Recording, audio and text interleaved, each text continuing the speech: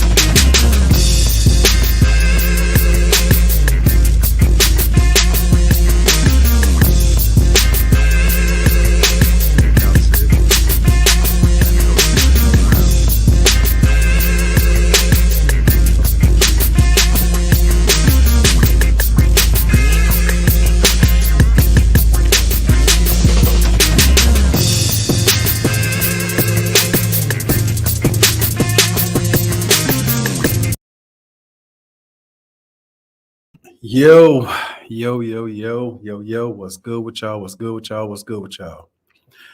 your boy Shawn, and we are back with our first weekly episode of Politics as Usual. Now, one of the things I really do love is politics. I love politics, I love government, I love finance, I love things dealing with money. So with this series, the goal is not to convince anyone necessarily to vote one way or another. My main goal is for us to come together and have conversations. Now, during those conversations, there will be disagreement, but hopefully there will also be agreement. Hopefully there will also be common ground that we can find. So with that said, in today's episode, what we're going to do, we're going to examine the question of, should Black people vote for Donald Trump? Now, I know that question is just like this thing. It's just a thing, right? But I do want us to look at some of the things he's done. Hopefully some will be positive, some will be negative, and hopefully we can gain some more insight. To be fair, next week we are going to look at Joe Biden, also known as Paw Paw. You know what I'm saying? But this week we're starting with President Trump.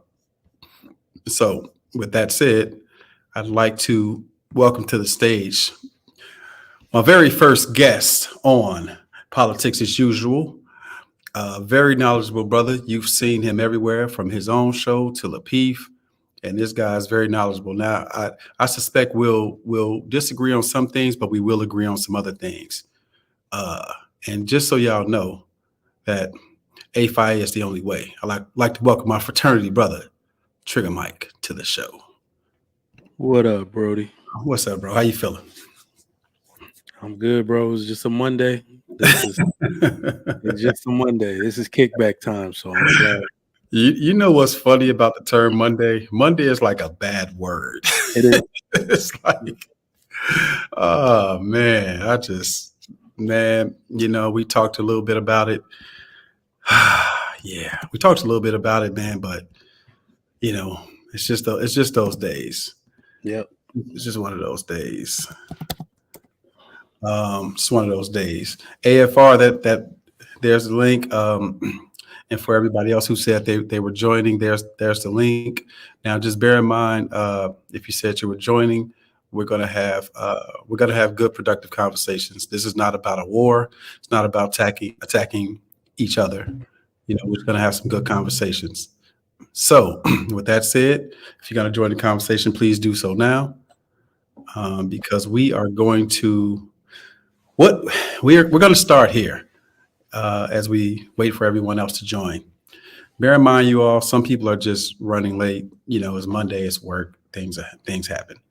What are your overall? What was your sentiment on Trump's presidency? My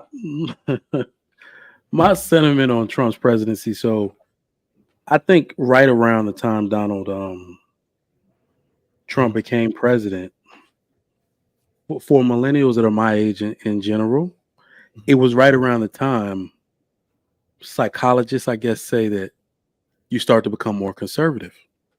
So it's like 2016, a few years after that, I got married. The year after he was elected, I had my daughter. 2 years later, I had a son. A year later, I had a house.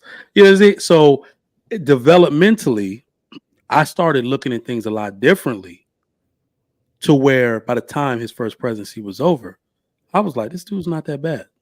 Mhm.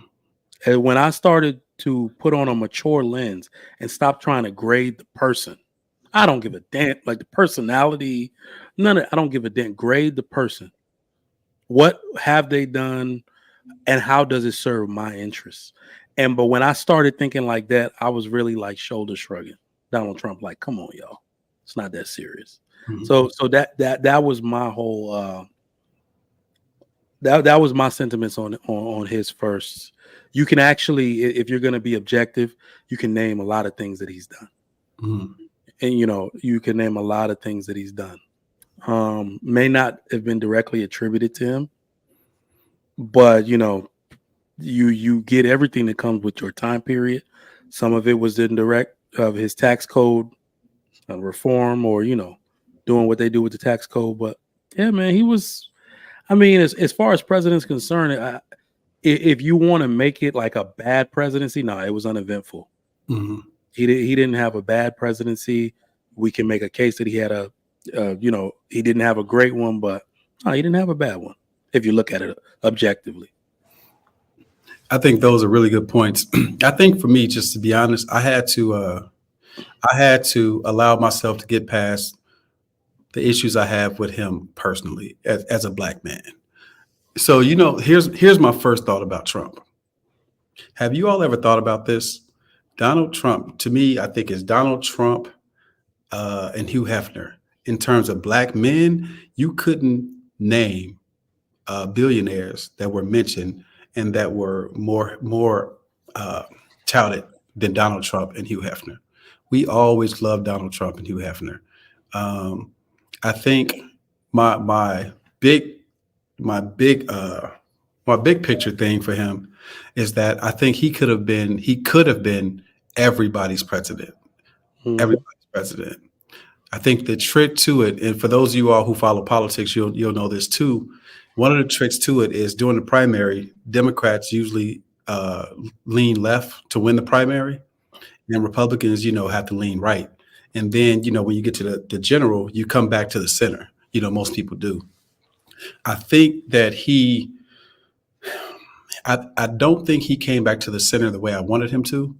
Mhm. And and not that and I think he gets criticized for saying he gets criticized for some of the things that happened when he was leaning right during the primary, partially because he didn't necessarily say things, but he didn't necessarily condemn things. So me, that started the point when I started holding things against him.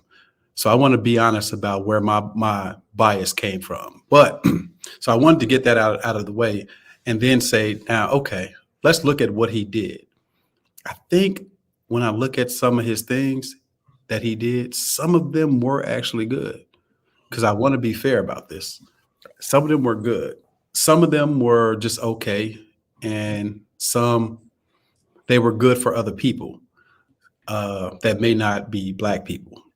So I guess I want to look at it like, did he do things that was beneficial, which he did?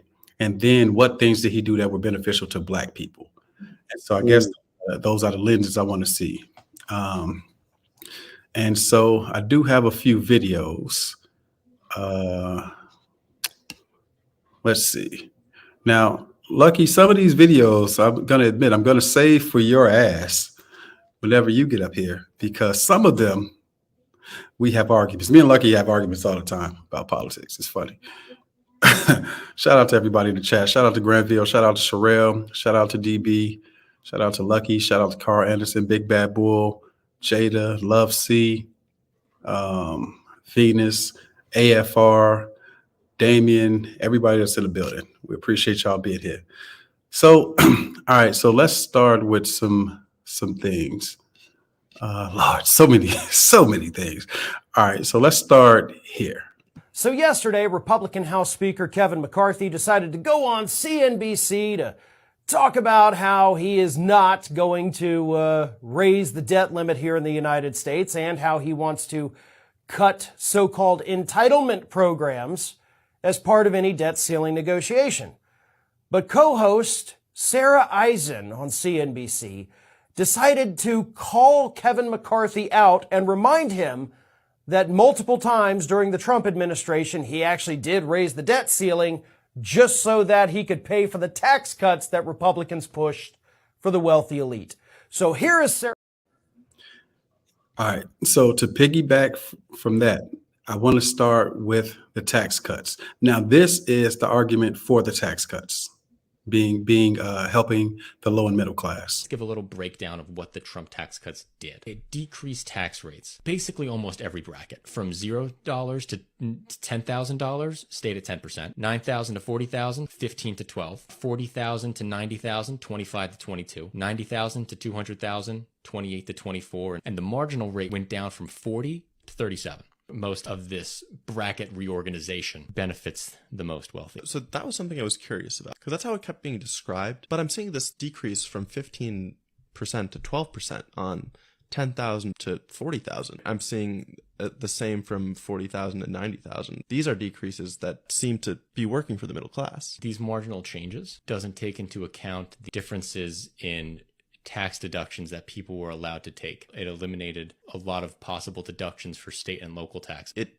increased the standard deduction. I don't know those specific itemized deductions. So I think that was a mixed bag. What are your thoughts on the tax cuts? How do you feel they benefited you, and how do you feel like, universally they worked? So what I will say is that for people in general, just people, the average American doesn't really know how to benefit from that type of thing. And when they change the tax code, they're definitely doing it for the wealthy. He's helping himself. Right? Dave Chappelle said he's not looking out for you, talking about those tractor trailer white people. He's looking out for me. He's looking out for rich people. But they always do things, especially as it relates to business owners, that everybody can benefit from. Standard deduction changes, how much you can put in your Roth IRA, deducted from your taxable income. They will do a bunch of things. So if you are somebody that doesn't know anything, you don't even have to educate yourself. Just be willing to pay an accountant $150 to $250 to do a real accountant. A real CPA to do your taxes, and you could also benefit from some of the stuff that Donald Trump did. It's a seesaw effect. So what we really have to understand is that it's their turn. It was their turn. That's how it works.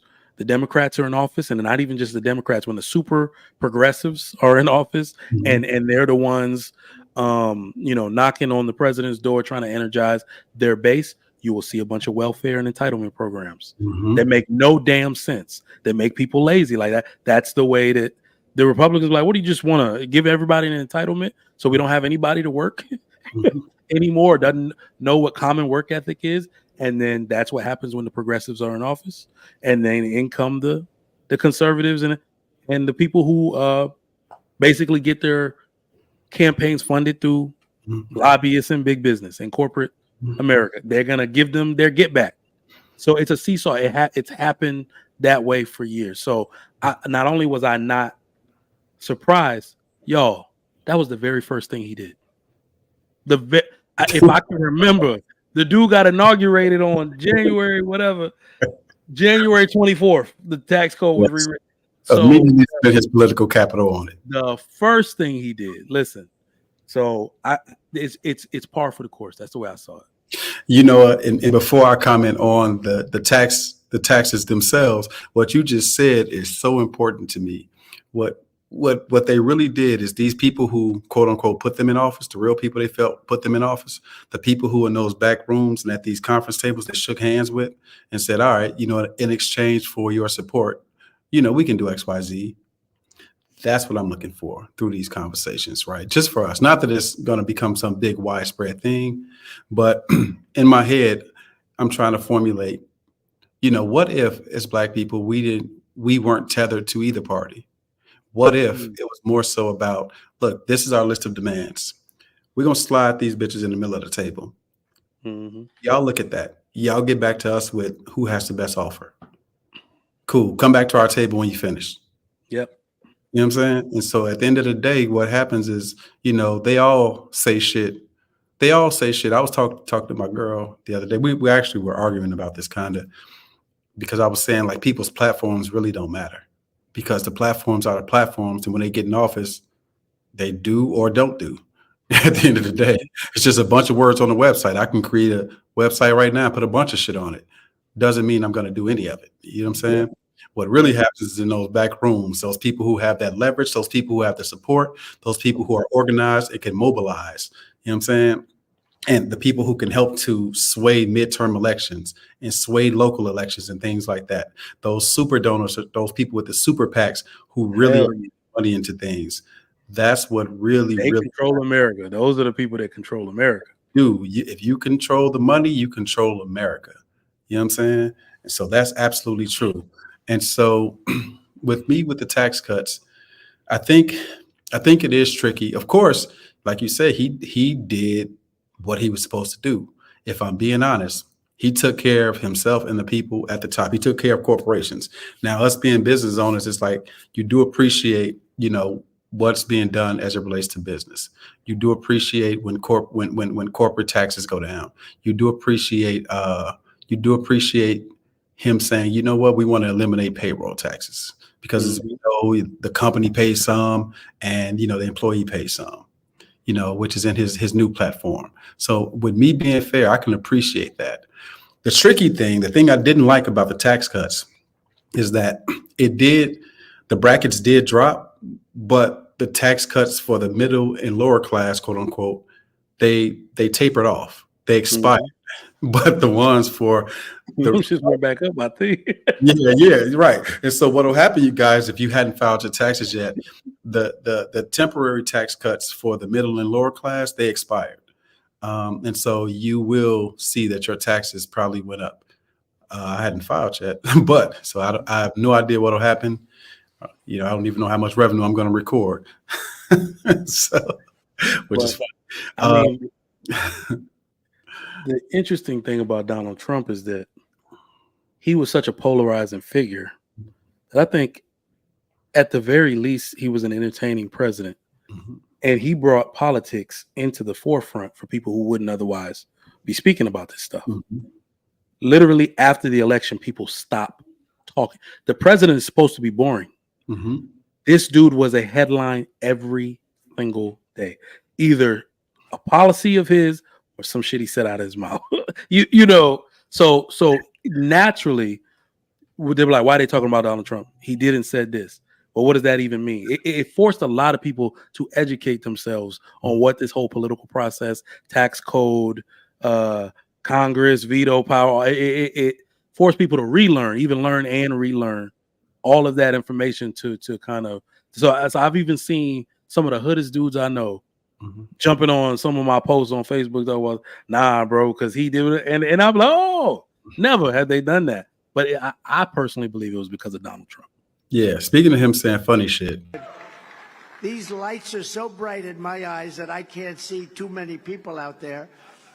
But I can only see the black ones. I can't see any white ones, you see? That's how far I've come. Hey, I can't lie. This dude redefined it. Listen, man. Love him or hate him.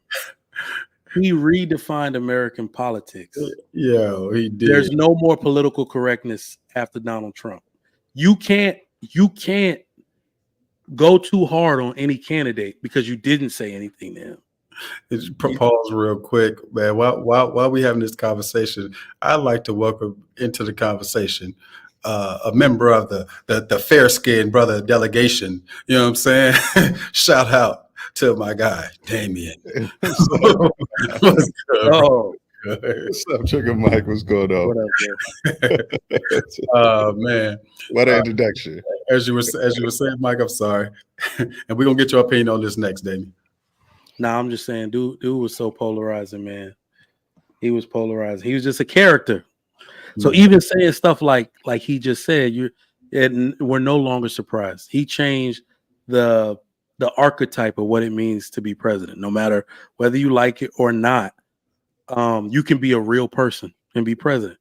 That dude just said, "I only see the black ones." Like even black people that don't like him is just waving their hands like that's just Trump. Like, you see what I'm saying? So, you know, I believe I could be president because of Donald Trump now. Hey, but look, before you go, Damien, look, this is the funny thing about this, right? You just said one of my thoughts, right? So, you know, we know President Obama ran on hope. Yeah. He ran on hope. I think Trump represented, for me, a different version of hope. Now, we do know that each party, they do some fear mongering. They do that. But to me, he proved just what you just said. Somebody who may have an imperfect past, somebody who has things that people would want to leverage against them, like, you know, you were a quote unquote womanizer, which I don't know how you leverage that against somebody. Women liked you. I think by him taking that and grabbing that by the pussy and owning it. I can't believe you made it out of that. And owning it, I do think that says, you know what, that does give a playbook for people to say, you know what, I was this person. I did these things. But as a story of redemption, this is how I was able to come out of these things. And this is exactly why I can identify with you, because I'm just like you. I'm in a fraternity. I was in the frat parties. I partied with the women. I had a great time. But you know what I learned from that? That sometimes you can find the love of your life and you can live happily ever after. You know what I'm saying? Like, so things like that. You feel me? But Damien, how you feeling today, man? I'm good, brother. How you doing? I'm good, man. What was your overall take on Trump's presidency? Like, first of all, I just want to start. It's like, I understand why his appeal to the masses. I absolutely do. It was like he represented a change in the norms of changing the status quo, and people wanted something different out of government. They wanted a little more transparency. They wanted to humanize their politicians a little bit more, and they wanted to make it seem like they could identify with the things that people were saying, because with somebody who was like more of a plain speaker for the most part. I understand his appeal, and like I said, Dave Chappelle did it perfectly. He stated it perfectly. He was like, it was something appealing about an honest liar. When he said exactly what you think we're doing in that room, we're doing in that room. And I'm gonna go back in that room and keep doing it. That's real. I can't lie. I understand that appeal, because that would resonate with me as well.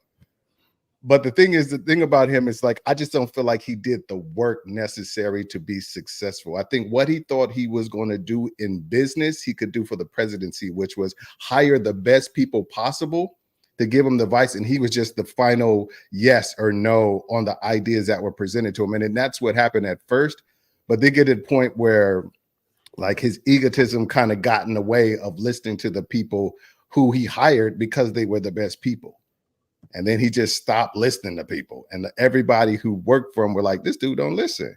So it's hard to say that he lived up to what the expectation was that he was going to be listening to great-minded people who had a history of being successful in politics, who had a different way of thinking, and some significant changes were going to happen. It just didn't come to fruition because his egotism just got in the way of all that. And that, I think, was to the detriment of his presidency. Do you think that was a fair point, Mike? I mean, absolutely. That's who he was. There are days I think he ran for president as a joke, and then comes like, oh shit, I won. Yeah. Real? Now what? Oh man. You know, say, when you lie on your resume and you get the job. Hey, but you know what's so funny? And other people have said this too. His life would have been so much better, and he would have been so much more wealthy had he lost. Like, real talk. I really do think that he had a brilliant plan to use that platform, and had no intention on winning. No intention. No. So that is my sentiment. Exactly. He's like, oh shit, I won. He was trying to organize a new base to sell something to. That's really what I thought. He was organizing a new base. That's why, you know, people saying, oh, Trump is a rich guy. He don't identify with these tiki torch white people, like, oh, the poor whites and all that. But he's organizing a new base. They only know him as one type of figure. And what bigger platform to do that? What better polarizing platform than the U.S. presidency? He always said he was going to do it, or he played around with the idea. Then he messed around and said stuff, build a wall, do all this type. He's like, oh, y'all really feeling this? Oh, snap. Yeah. And then he messed around and won. And then he had to get it together for an actual presidency. Just doing whatever. So, I think he pieced it together as he went along. He was hilariously underqualified, and it showed every day. That's why I really don't say what Donald Trump did or didn't do. It's what his advisors advised him to do, or what wasn't it like? Yeah, he barely did anything. They ran the show ultimately. Mitch McConnell, Kevin McCarthy, they ran the show ultimately. They did. But then it got to a point where he stopped listening to him. So it was just all him. They were just like, dude, you gotta read the briefs. You gotta read your daily briefs. Like I was watching this news organization. They were saying the daily brief is probably like 150 pages. They condensed the daily to like 150 pages. And he said they had to condense it to like 5. Mm-hmm. just to make it so he'd even pay attention to it. That's the crazy part about it. Yeah, that's that's wild. And I mean, that's a hell of a way to run a country. I think with most presidents, they leave something on the table. You know how, like, when we watch basketball, you see Russell Westbrook, that man leaves everything on the floor.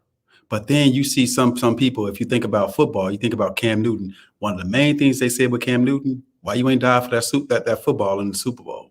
He didn't leave it all on the field. So I think in terms of what could have been accomplished, Obama could have done more. Trump could have done more. This nigga Biden definitely could have done more. And I think that's fair to say. Now, in terms of what he did, in terms of the taxes, would we all say that under Trump we fared better financially? Yeah, see that. Yes. Yes. Not saying what to attribute it to, but just yes or no. No, if you were a business owner like I was, yes. But that's the only way I could actually. Or if you have an income over a certain amount, you fare better, because a lot of things trickle down where some of these tax incentives for the people making a certain amount were good. Yeah, if you were an entrepreneur, upper middle class, or rich person, or in real estate, you were balling. You were balling. 100%. And that's why I'm so confused about. Well, I'm not confused about it. I think one of the worst things that I see on social media is like I can respect, Mike. You say you voted for Trump, you got your reasons. I know your reasons are well thought out. When I see niggas, and I specifically mean niggas, I mean like niggas that niggas that can't spell nothing. You know what I'm saying? They say Trump 24 in their mind, bro. They think they're gonna get more checks. They think more stimulus checks are coming. They think they're gonna hit a lick and hit PPP again. They think that. So for them, they did better under Trump because they were fucking scamming. Mm-hmm. Scamming. You, in order to get a PPP loan, you had to say you made at least $100,000 on your Schedule C for 2019, or had a certain amount of employees. Yeah, and had a certain. People still going to jail over that. But the funny thing is, those programs were put in place in the Biden. That wasn't even Trump. Exactly. It's so just so people know, to Damien's point, Trump didn't give anybody any of that. Yeah. He gave one stimmy, I think. One or two. He did, the one that had his name on it. Right. Yeah, but even that, Congress did that. Yeah, exactly. Congress did that, and he insists on putting his name on it.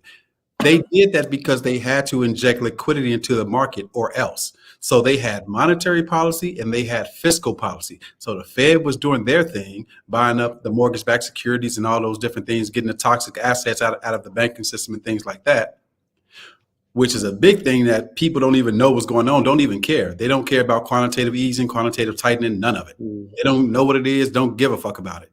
They don't care. The Fed was doing their thing, you know what I'm saying? And then on this side, Congress was doing their thing. And so in their head, Trump did that. but Congress did that.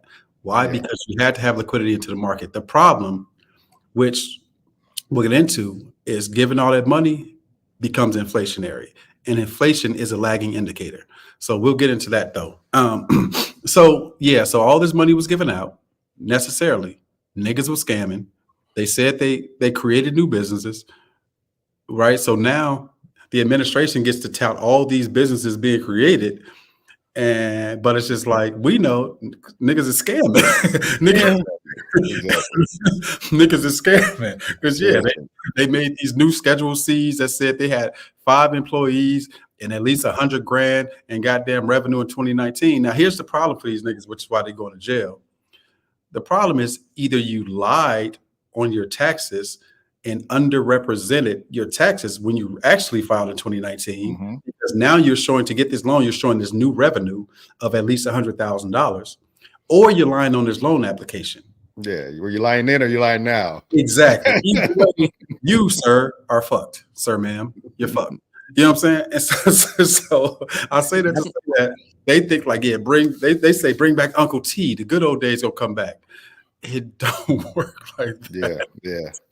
It don't work like that. It's not going to be another pandemic, hopefully. Yeah. Hopefully. Oh no, it's going to be another one. In some form. So I just wanted to put that on the record that whoever may see this in the future, who's ever listening and didn't know that, nobody gave you or gave people stimulus because they loved the people. They did that to inject liquidity into the market. It had nothing to do with people. It was for the market.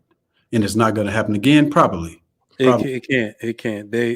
They did too much. They did too much. Exactly. And when you play politics with our market like that, it's I mean, when you look at the housing market, there are economists that say the American economy is built on the American mortgage. The average American cannot no longer afford a home.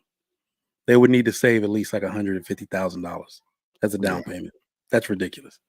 So not only that, you're going to make the rich richer. I have told every single relative, friend, or whatever I had, do not do that rocket money 3%, 1% down bullshit. They're doing that so you spend all your money to get the house. On the average home in America is $450,000. Do you know what the mortgage per month is on a $450,000 house? You will be house poor, spending all your money to pay that mortgage because you only put 1% down, and then the bank gonna own that a year later. They will. Yeah, it's a strategy. You're right. You're right. They spend all their liquid cash to buy down the rate. That's what it is. Yes. It's a tactic, bro. That's why I'm like, y'all better not. I can give you that rate, but up front it's gonna cost you $80,000. Or we just gonna roll that in there at a higher interest rate into your print. It's just one of those things where it's just like, dude, you don't have anything for closing costs? We're gonna roll that to the back of the loan too. Like what? Oh man, seriously. You know, it's funny. Me and my girl was having this argument. A lot of my statements is about me and her arguing, but you know, like she loves home ownership. She believes in home ownership, and you know, one of my biggest issues is that I understand that this is a very inflated market. Now, she comes from the mortgage industry and all that, so but I don't think she necessarily cares. For me, being very practical, I'm like, it's an inflated market. You know what I'm saying? Like, wow. So in my head, right? So if we're talking about, we know that money has to sleep somewhere at night, and I think the job of every dollar is to go out and bring back more dollars. That to me is the job of dollars. So for me, if you take $100,000, me personally, right now, Shawn, I enjoy saying this $100,000 can go to get more money. It can go to bringing in assets that can then cash flow. Now, if you choose to use some of that cash flow to then go and buy a house, when the rates drop, all right, cool, I get that. But get things that are going to bring in cash flow. Don't just buy a house because it's part of this fucking American dream that you were sold, especially in a time when houses and cars and shit are inflated. It is super inflated. I mean, and it's not even fair, to be honest. We're moving. My house now is currently up for sale. And guess what I'm using? as a down payment. The inflation. Absolutely. The equity in this house is so Yeah. inflated that I just get to put it on the new house and pay what we call it 2019 prices. Yeah. So to me, so that particular house from what it was in 2019 is the same price for me because I bought a house right at that time and it got all that pre-COVID inflation, the bidding war, all of that. So it's Yeah. like, but if you ask me, would I buy a house right now in this market without that equity? Hell no. Hell no. In fact, I would start a multifamily situation. Makes perfect Remember, sense. I would start a multifamily situation. My money's not going down the drain. You see what I'm saying? So Yeah, it's funny because the same thing. I get a call, no shit, maybe twice a week, offering me saying if I want to do a HELOC on my house because of the equity in it. They're just sending like, oh, we could do it. Just wanting to give money to you right now because of the overinflated equity in the homes. My neighbor's doing the same thing. He's selling his house. He has a piece of land that he wants to build a house on. He's trying to sell his house, and the rates are just way high. And people have looked at it and what have you, and it's a difficult time to try to like buy and sell houses right now. That's a trick bag. Even selling, it's like you got to live somewhere after you sell. You got to live somewhere. Yep. Yeah. And the only reason I'm doing it now is because I got the best rate. My credit's A1, and it's a VA loan, so best rate, and it's 6%. Oh, you can't beat that. It's exactly. Beat that. That makes sense. Everybody else is like 7.1 or whatever that I know is getting one. The dude came back at 6.3. He's like last week. Like, I got good news, because every time they do a Fed meeting, I guess they anticipate rates going down and they bring it down. But I told my wife, I was like, if the Fed is going to bring it down to 5, and this is just advice for anybody out there, this is what the inflation from the STEMI did, just in case y'all wonder what this type of thing did. You can't wait for the rates to get better for prices to go down. There have been people waiting on the sidelines to buy a home in different states now for years. And once that rate comes down enough, they're all back in the market. All the inventory goes away and it becomes a bidding war again. So the prices that we saw, they're building a new section in a neighborhood. And we got one of those, like they open a new section, maybe the first 3 houses are super low. We got one of them. So I'm like, these prices next year, this house will be $150,000 more. As soon as the rates go down to 4 or 5%, they're gonna want $150,000 more for this house. So I said we have to do it now. That's the answer. Love C's question. It's like, no, prices aren't inflated. The house market is pretty on par with where it should be as far as housing prices. It's just the interest rates are just what's high. So people, if they have to move inventory, they have to keep the actual pricing down, because if the rate down, just like Trigger Mike said, the price is going to go up, and it's all, so you're going to be paying the same amount, but not you want to pay for the price that you paying, the purchase price for your home, or the interest rate you pay. Your mortgage payment is going to roughly be the same, except you're going to be paying a lot more interest if you buy now. And that's where my wife was with it. She's like, shouldn't we wait till next year? I said, no. So at 6%, let's just put it this way. I said, at 6%, I'm going to pay probably $4,000 or $5,000 more in 2024 for that house. Or we could take our cash and put down $80,000 next year to bring the house down to a price that's comfortable for us. Like, you see what I'm saying? So which one you want? $4,000 or $5,000? $80,000. So that's the game you play. Because once those interest rates go down, all the inventory is gone. Yep, absolutely. And that's the trick bag. Should you go now? Should you wait? And if you go now, into what term should you go? And so just so y'all know, so y'all keeping up with the conversation, everything that was done during the pandemic in terms of all the money, the stimulus, it stimulated the economy. It did. But, they say in terms of business, you should charge whatever the market can bear. That means that dad gang hat that Mike is wearing, if you're willing to pay $100 for it, I'm going to charge you $100 for it. When people saw that you had money, oh, you like polo? Oh, Damien, this $40 hat? Yeah, it's $85 now. And Damien said, fuck it. Shit, I just got $20K. Give me 5 of them hoes. And that's how inflation works. It's really just that simple. So once again, stimulus is inflationary, but it is a lagging indicator. So you will see the effects as we see them now. And so now what we saw, the Federal Reserve underneath Obama and people before him and things like that, and under Trump too, they were doing quantitative easing. So now they're doing what we call quantitative tightening. So one of the main goals with that is demand destruction. That means they want to make things so cost prohibitive that it diminishes the amount of people who can buy shit. So your gas is more. So a bunch of the things that you're used to being cheap, like used cars and shit.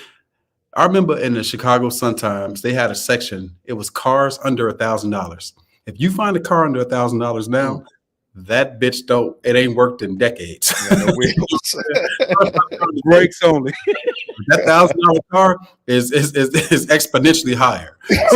No steering wheel. Those y'all who are following, look at demand destruction and see that's exactly why everything is more expensive right now, because it has to be, because that's what it takes right now to get us back normalized. The Fed does price control. You know what I'm saying? So that's what they're trying to do, just so y'all know. The luxury bucket list said Truth Social IPOs tomorrow is expected to do $4 billion. Whatever, let him back in. I need my bag. He's out here printing money. What y'all think about that? Yeah, he needs some bread for that 175 mil. Yeah, he caught a win with that one though. He caught a blessing on that. He caught a blessing. Was about to go for his. He was about to go for his shit. Boy, this just on time, right? You just Truth IPO. Like, how much I gotta pay? All right. Yeah, it's like stimulus. He's like, yeah, break that shit off. You feel me? Yeah, we'll see. So, all right. So with that said, so in terms of taxes, some was good.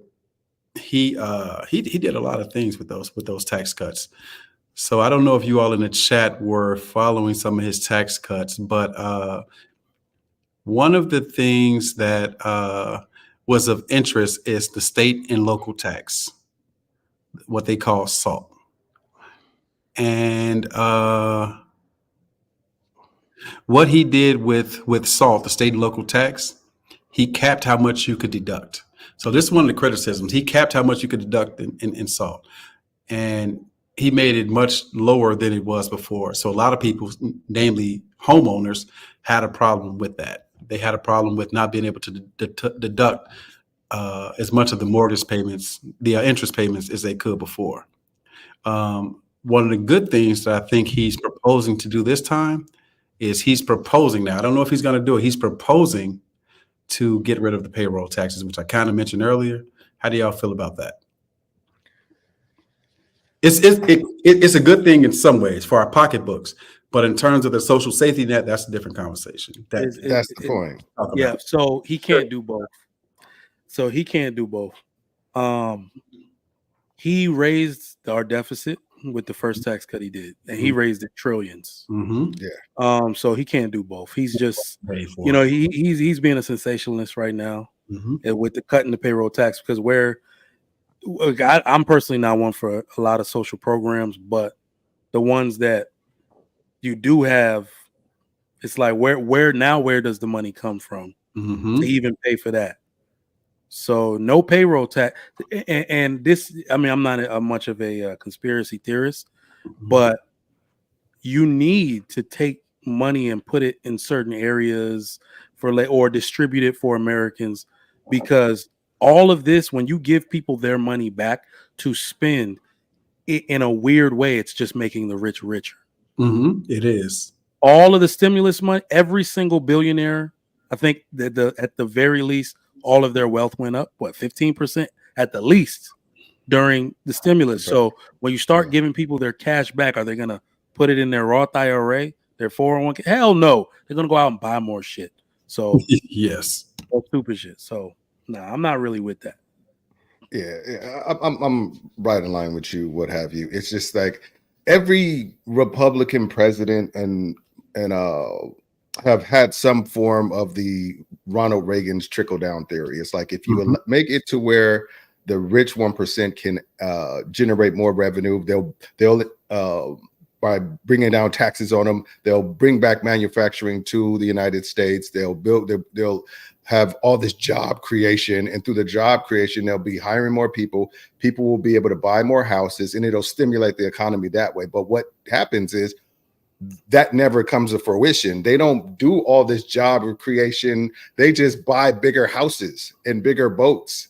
They just do all, they pay themselves these astronomical bonuses on their salaries that are already fat, and it never actually comes down to the people. And that's the hard part about it. It's like the funny thing is the theory is pretty sound if people actually put it into practice, if actually did it. So it's just one of those things where you just can't trust the people to do that, to say, okay, we're going to increase, we're going to decrease the taxes you have to pay in order to stimulate job creation. And then, like I said, everything is going to go from there. They just never do it. It just never happens. So it's just not a theory that when you economically sound, but they just take the human aspect out of it, human greed out of it, which is, I think, is bad for business. Yeah. And so that's the problem for you guys. So it sounds good. It's like, you know what, man, payroll taxes, that's what, 15.3%, you know, on a federal level. And so, but if y'all think about it, the devil is always in the details. 12.4% of those payroll taxes fund Social Security. 2.9% funds Medicare. The problem is that we all get old. The problem too is that we're also not rich. And so Medicare and Medicaid takes care of way more things in terms of health than people would like to know in our society. Yep. Lots of families who received social services and get mental and behavioral health care, Medicaid pays for that. So the little nigga that really needs the meds so he don't run up in your crib, Medicaid absolutely pays for that. Medicare takes care of fills a lot of gaps.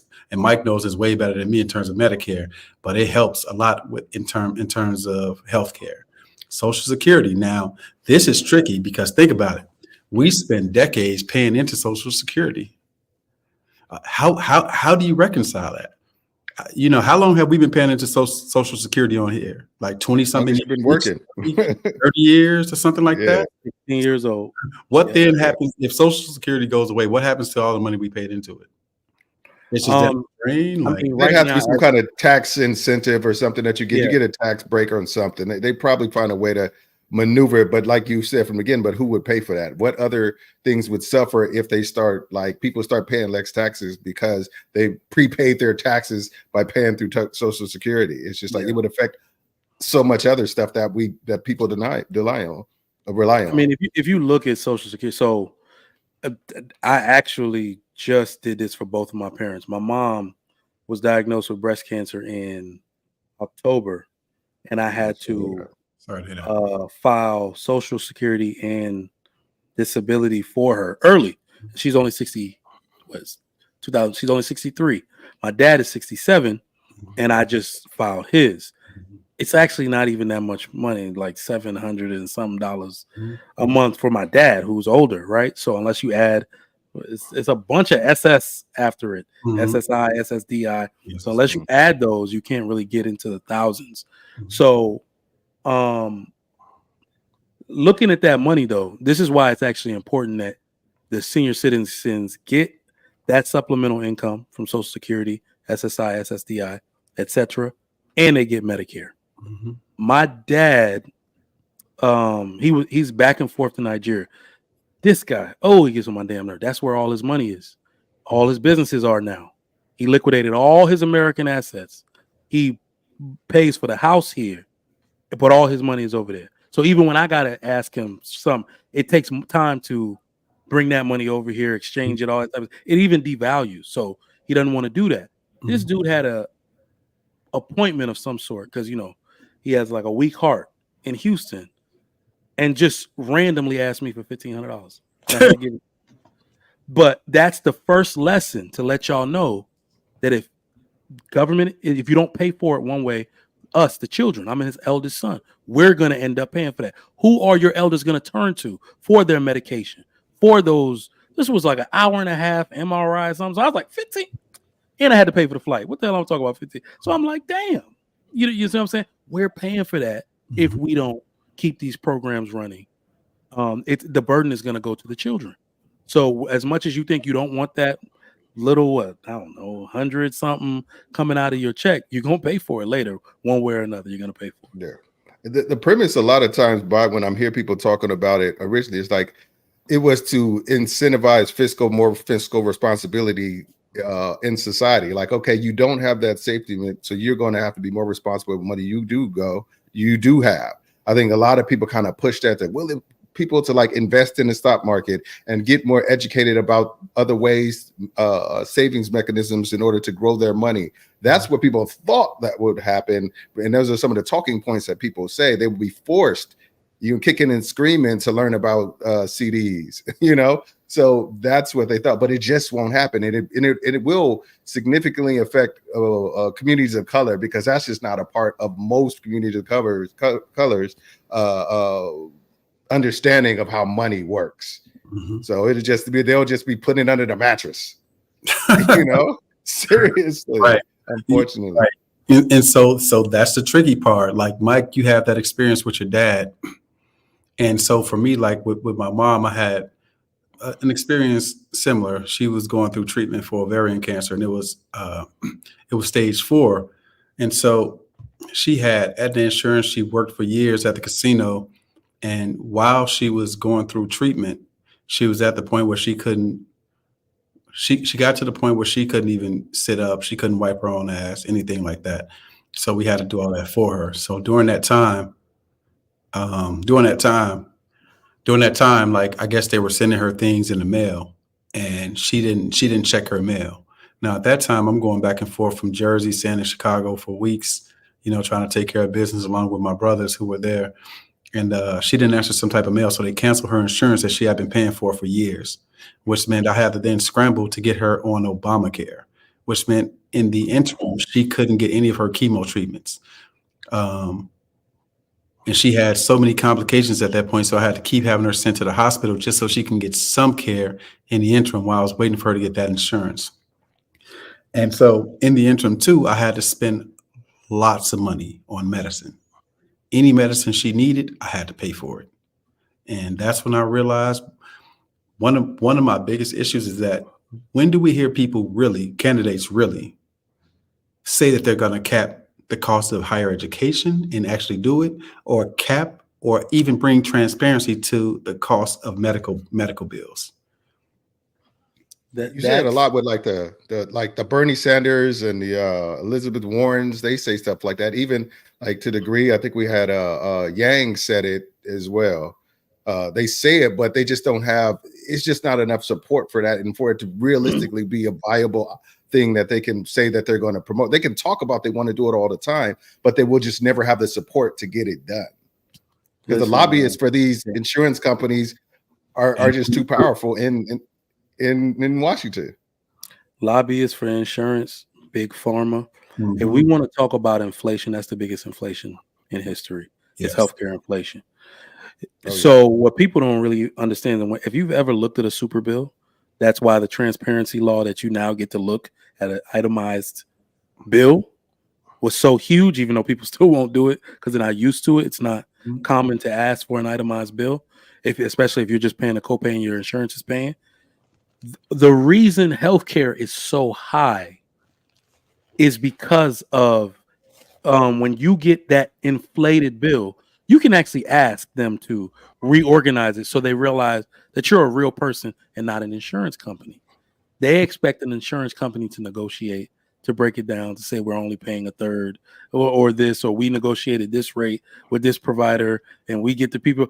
So they've done so much of that inflation, because sometimes they just get paid from it, that all got passed on to the consumer. All of it got passed on to the consumer. So if like Damien said, the lobbyists are so powerful in big pharma. If they want to start dismantling anything first on a platform, and this is what I don't like, where they play politics. Both sides play politics.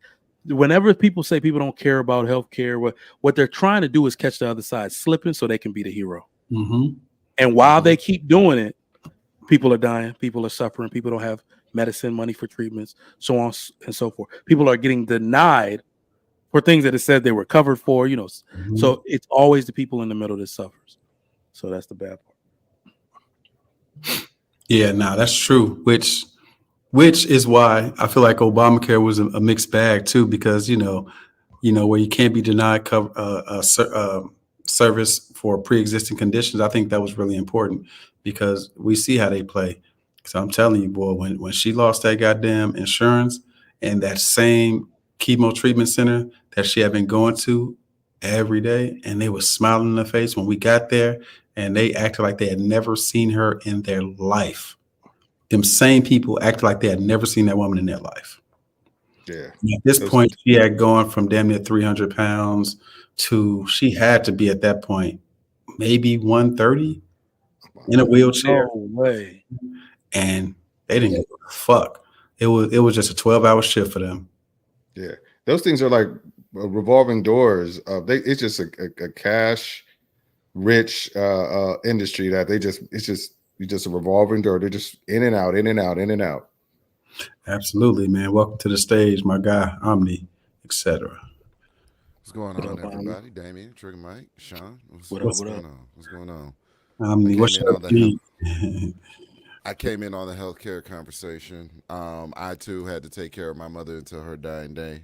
She has certain provisions in place, but majority of the day-to-day stuff, there's a lot of people. Look, we could talk about the system, but I find the systems are only as good as the people who work them, and a lot of people in these systems are just in it for the wrong reason. I don't think many people. There was this mass push for people to enter the field of healthcare simply for resources, not because they were actually passionate about healthcare. So I think a lot of what we see in the healthcare system is a result of that. People that are not actually passionate. There were instances where I've had people fired on behalf of my mother for mishandling paperwork that caused a lapse in her insurance, Medicare Part D, and all of the provisions that she actually had in place. My mother actually, as a teacher, my mother never made more than $40,000 a year, but she was very responsible with her money, so she knew to have certain things in place for herself. Still, like at age 24, it was kind of rough not navigating the whole system and not knowing, how guardianship worked and all of that. But, when we talk about the government, I look at the government the same way as any other system. I think it's the people in it and not the system itself. I think the system has rules and regulations in place that work well, but humans are going to human. Humans are going to try to find a way to finesse and finagle the system. It's what it is, to their own benefit. And we got to figure out. We got to stay vigilant and figure out how to maneuver in that and finesse back to where we have where we want things to be, essentially. I think that makes sense. One of y'all want to comment on anything Omni said before we? Yeah, he said it. Yeah, he said it. Healthcare, man. All right. So with that said, what you got? Just one thing. It's just like, and I 100% agree. It's just the thing is too is like a lot of those systems I put in place, especially around healthcare, are so vague that depending on who is in power, they can swing it whatever way they want to justify any decisions that they want to make. A lot of things aren't as solidified as we may think as just not being in government. But I think those certain laws, like I think with healthcare, is written so vague so that the lobbyists still have the latitude to come in here to sway it depending on what's most beneficial for the healthcare providers. Mm-hmm. Absolutely. The funny thing, I was talking to my oldest brother today, and just a lot of people too. I think a lot of people say that, the president is a figurehead and they're not really running things. I think they have certain powers, some, to some degree, but I think you could say that about all of our politicians. What y'all are saying is getting to the core of it. Lobbyists, Lobbyists have the power. Super PACs have the power. They have the fucking power because they really have the purse strings that get these motherfuckers elected or send their ass back to Indiana or wherever they're from. You know what I'm saying? And that's really important. So with that said, right? So this topic came as we were talking about one of Trump's 2024 campaign promises. And that is, just to review for everyone, that is to cut the payroll tax, which on the surface sounds great and it'll put some more money into people's pockets. But the intended consequences, not even unintended, is that it's going to cut into the social safety net, particularly Medicare and Social Security. So if you all had to say, just specifically, if that was on the ballot itself, not any candidates, would you all say, you know what, I'm willing to still pay the payroll tax if it means that it's going to continue to fund these things that we all said we needed for our family? Yeah. Absolutely. Yeah, I have to agree. And that illustrates exactly why this is so tricky. That to me illustrates how my position is that we can be conservative on some things and progressive on others. You know, Yeah. I don't have to be against the whole social safety net. You know what I'm saying? Just because you vote, Republican doesn't mean that you don't benefit from or are against certain aspects of the social safety net. Well, our consensus here, uniquely, is because of the situation, with disease and relatives, but it's also because of our age, where we as we get older, we're supposed to be getting more conservative. As we have children, get married, that type of stuff. You just get more conservative as you get older. That's the way the trend goes.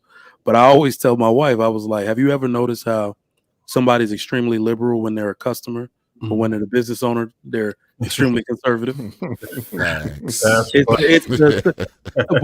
I swear, whoever said it, was it Elizabeth Warren, Bernie Sanders? We need a $20. It was like $17, $18 minimum wage. Boy, you should have heard my wife at the time.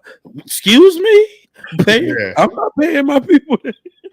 That is a perfect thing you just said. Because I used to work at a car dealership. I was a sales manager there, and it was when they want to buy my car, they don't want to pay nothing. But when they want to sell me their car, they want all the money. Yes. My car is worth nothing. Their car is worth everything.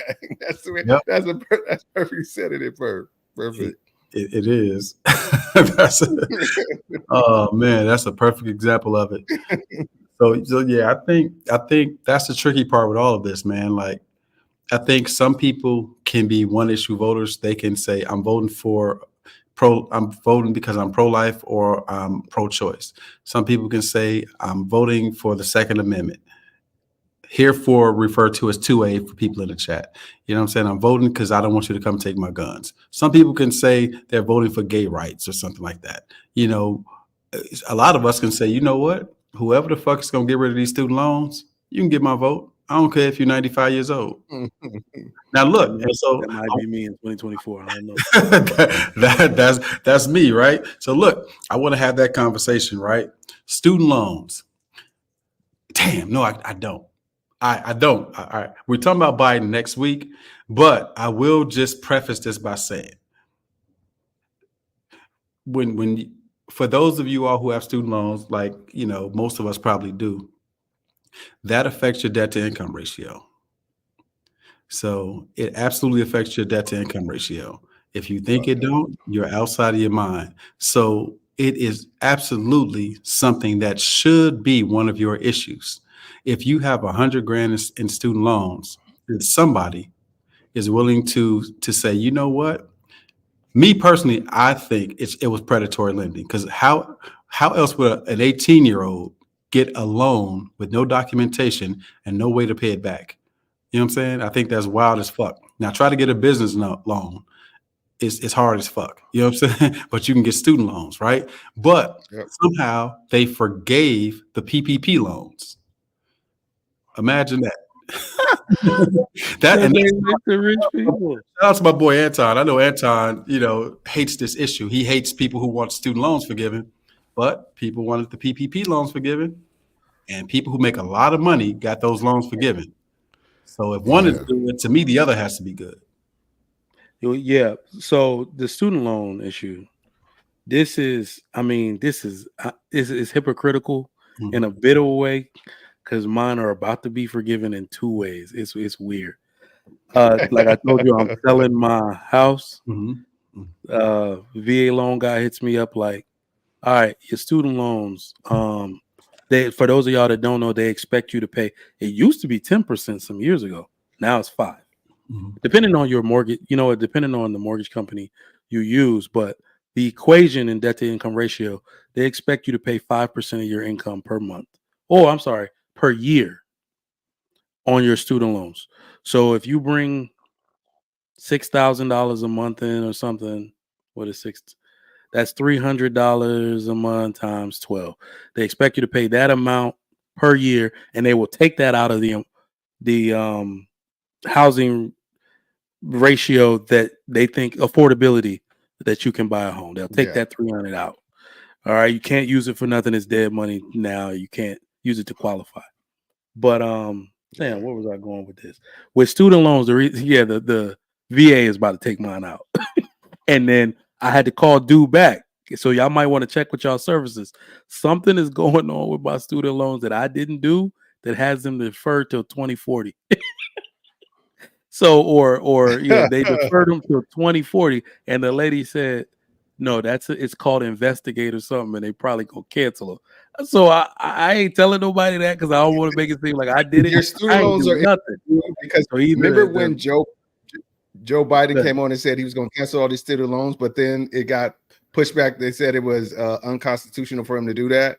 Yeah. And then all these people were expecting all this money. So what they did, they put it in review. Everybody, you can go in and submit a review, or it can be submitted for you to review it, and then they will just defer your payments to 20 years from now or whatever. Look, this was just review. This was less than a month ago. I said, "Excuse me, till when?" 2040. I said, "I'm sorry. Say it again.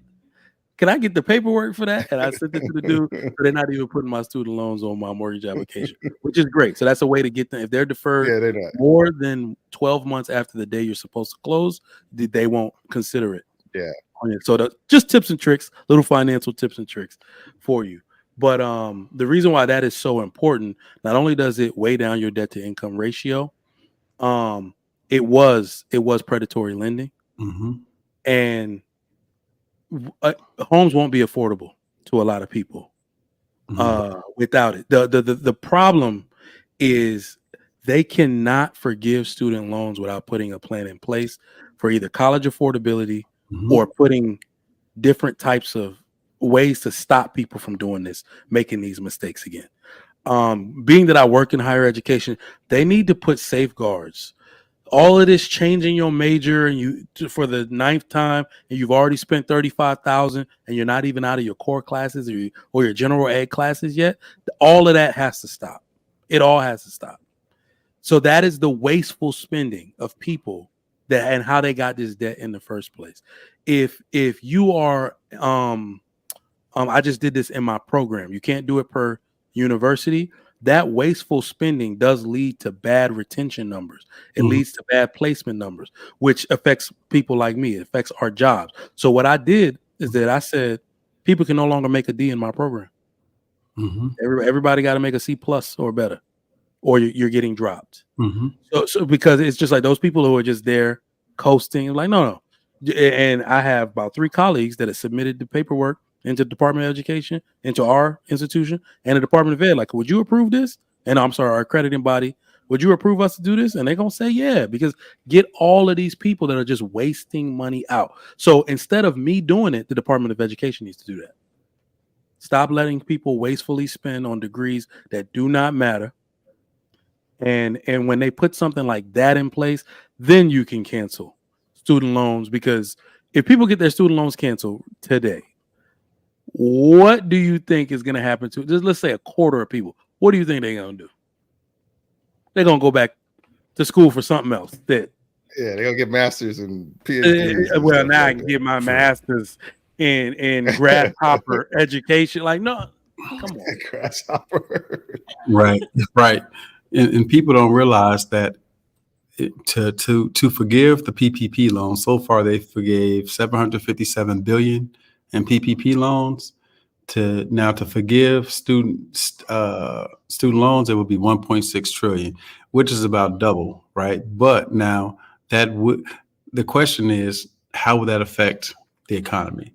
Now we know it would give a cash infusion. The question is, will it be inflationary? So those are definitely questions. But to speak to what Travel One just said, it's a loan. But yeah, predatory loans can often be forgiven. We saw how many companies got bailed out. We see corporations get bailed out quite often, actually.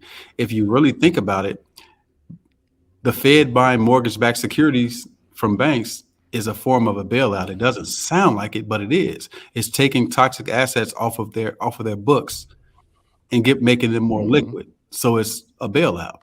It just doesn't sound like it to you, but it is. That's exactly what I looked at 2022 as being with the cough. I don't know if the actual word triggers something, but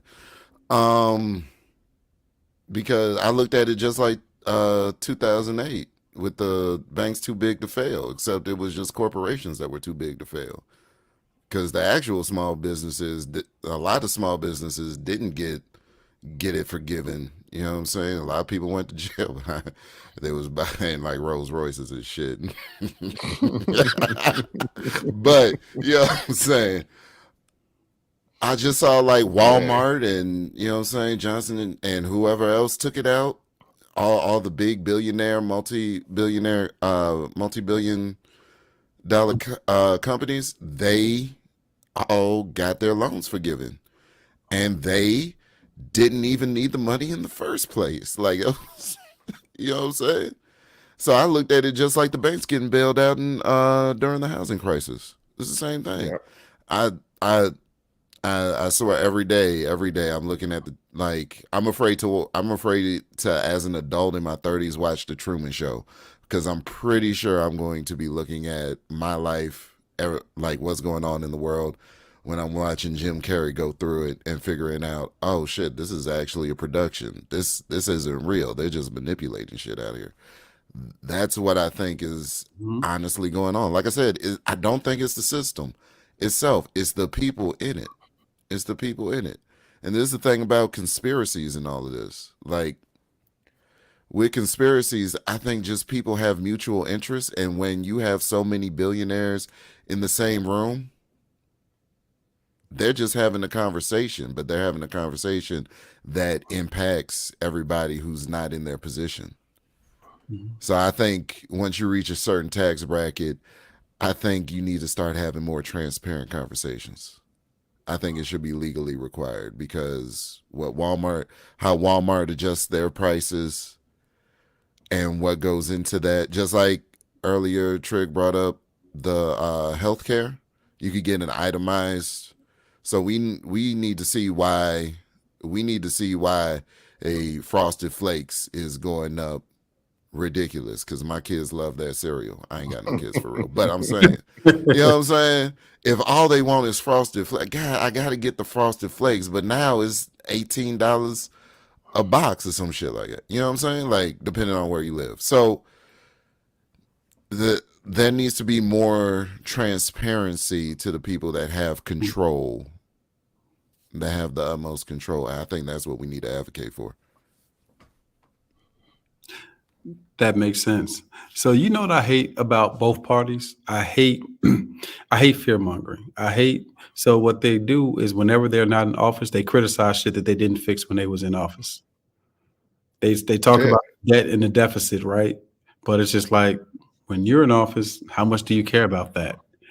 I thought this clip was where's this clip? There's this one clip is really funny, right? Watch this clip, right? This is kind of funny. Watch their answer. I just would like to get agreement on the point that the Trump tax cuts did not pay for themselves. In other words, they didn't raise more revenue over time than they gave up. If we could just start with you, Mr. Kogan. Yes, Senator, you are correct. Federal revenues are lower than they would have been if not for the Trump tax cuts. The Trump tax cuts did not pay for themselves. I provide documentation in my statement. I agree they did not pay for themselves and they did not trickle down to employee earnings. I prefer to think of the tax cuts as a one-time cost. I don't think they're an ongoing contributor to the deficit. Well, I'm looking at something, Mr. Michel, when you put together when you're at the Heritage Foundation, and you've got 12 myths, and one of the myths, and I'm quoting, is that the tax cut pays for itself, the Trump tax cut. Are you changing your mind today about that conclusion? Just to be clear, the Trump tax cut did not pay for itself, correct? Not within the 10-year budget window, no. No, well, let's look at the next budget window. I'm looking at your report here, too. It doesn't pay for itself in the next 20, in next 10, does it? The cost was largely a one-time cost. The economy was projected to grow. I'm just looking at your own report here, right? It didn't pay for itself in the second. I'm agreeing with you. Okay, thank you. That's what I hate about politicians. This man is arguing against his own report. First off, that's number one. But number two, the debt and deficit. Oh, the Democrats they don't care about the debt or the deficit. Oh, the Republicans. Oh, Trump's tax cuts. They raised the deficit. Then they get in office and they do whatever the fuck they want to do. Am I the only one annoyed by it? No, it's par for the course, man. Whoever turn it is to fuck the world up, so we could blame it on the other people. And listen. I think what it is that we've done so much damage. They do damage. What I think is that they're gonna run off the hope and the promise of something. The way to get it done is usually impossible. Exactly. You can't do anything without raising a deficit. So you can't do anything without any short-term fiscal discomfort to hopefully get a benefit later or a deficit reduction later, right? So I've looked at a couple theories. I know some people in finance. When you look at what can really supercharge an economy, take a lot of jobs that people are not going to take, spur home ownership. This is one of the reasons I started complaining about immigration. I'm like, these motherfuckers here to save us all. yo, I'm like, they gonna save us all, bro. Oh, have you seen the price of strawberries? Yo, they're gonna do all the jobs. Seriously, entitled to do. I'm glad you said immigration too. Like that's one of the other topics. Now, I know Trump. He ran on closing the border. He ran on closing the southern border. Yeah, that bitch ain't closed, nigga. I'm in Texas. Same here. All three of us are in Texas, bro. Yeah. It ain't closed. Ain't no closed goddamn border. Open like a mother. It's wide open. But three of them are painting my new house today.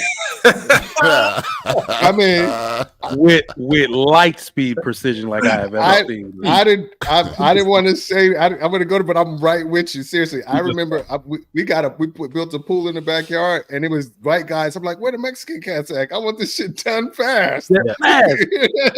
No matter what restaurant you go to, if it's good, it's going to be some Mexicans back there. Like, when did you learn to make Italian cuisine, amigo?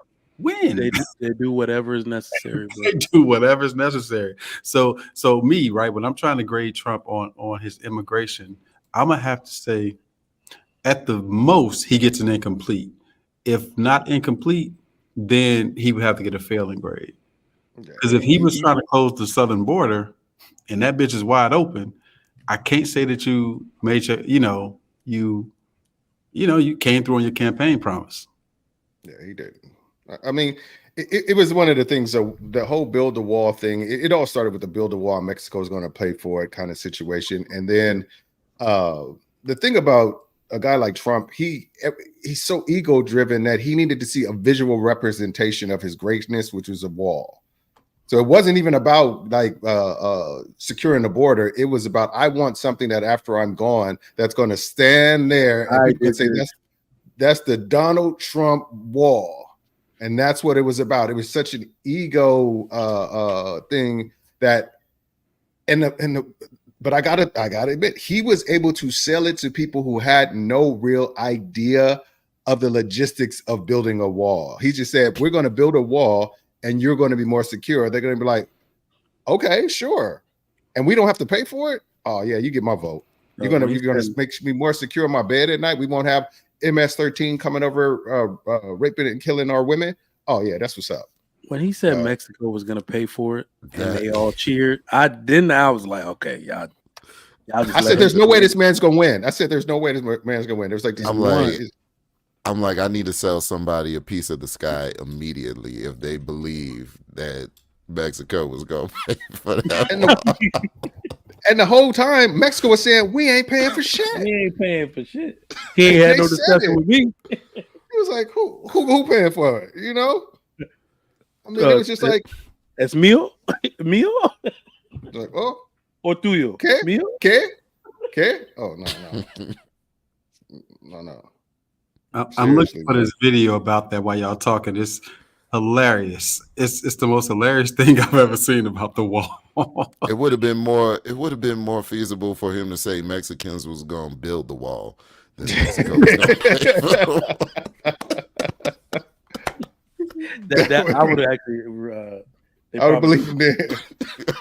Yeah, it's just one of those things where it's just like and that's just a highlight of he doesn't have the understanding as well as the understanding of what the logistics of half the thing that he proposes. It's just, it gets to the point where you're just saying shit and there's no real frame of reality that could possibly happen because, well, nobody's checking him on him because everybody's just like, other people who know better are saying no, but they just know they just haters and they just the opponents. But I want to see this video. Yeah, this is funny. I like this guy. Candidacy. Hello, it's me, Vicente Fox, with another Former message for last year's rotting Halloween pumpkin. Today, I'm proud to announce my candidacy for President of the United States. Donald fucking Trump. If that worn out baseball glove tightly gripping a third can be president, then amigos, anyone can. Promise to build a beautiful wall. And believe me, Mexico will be happy to pay for this one. Unless Donald has moved to a new home, which already has a wall. Now I was going to promise to undo all of Donald's hateful legislation. But amigo, you haven't passed a fucking thing. I'm not even president yet, and we have both passed the same amount of substantial legislation.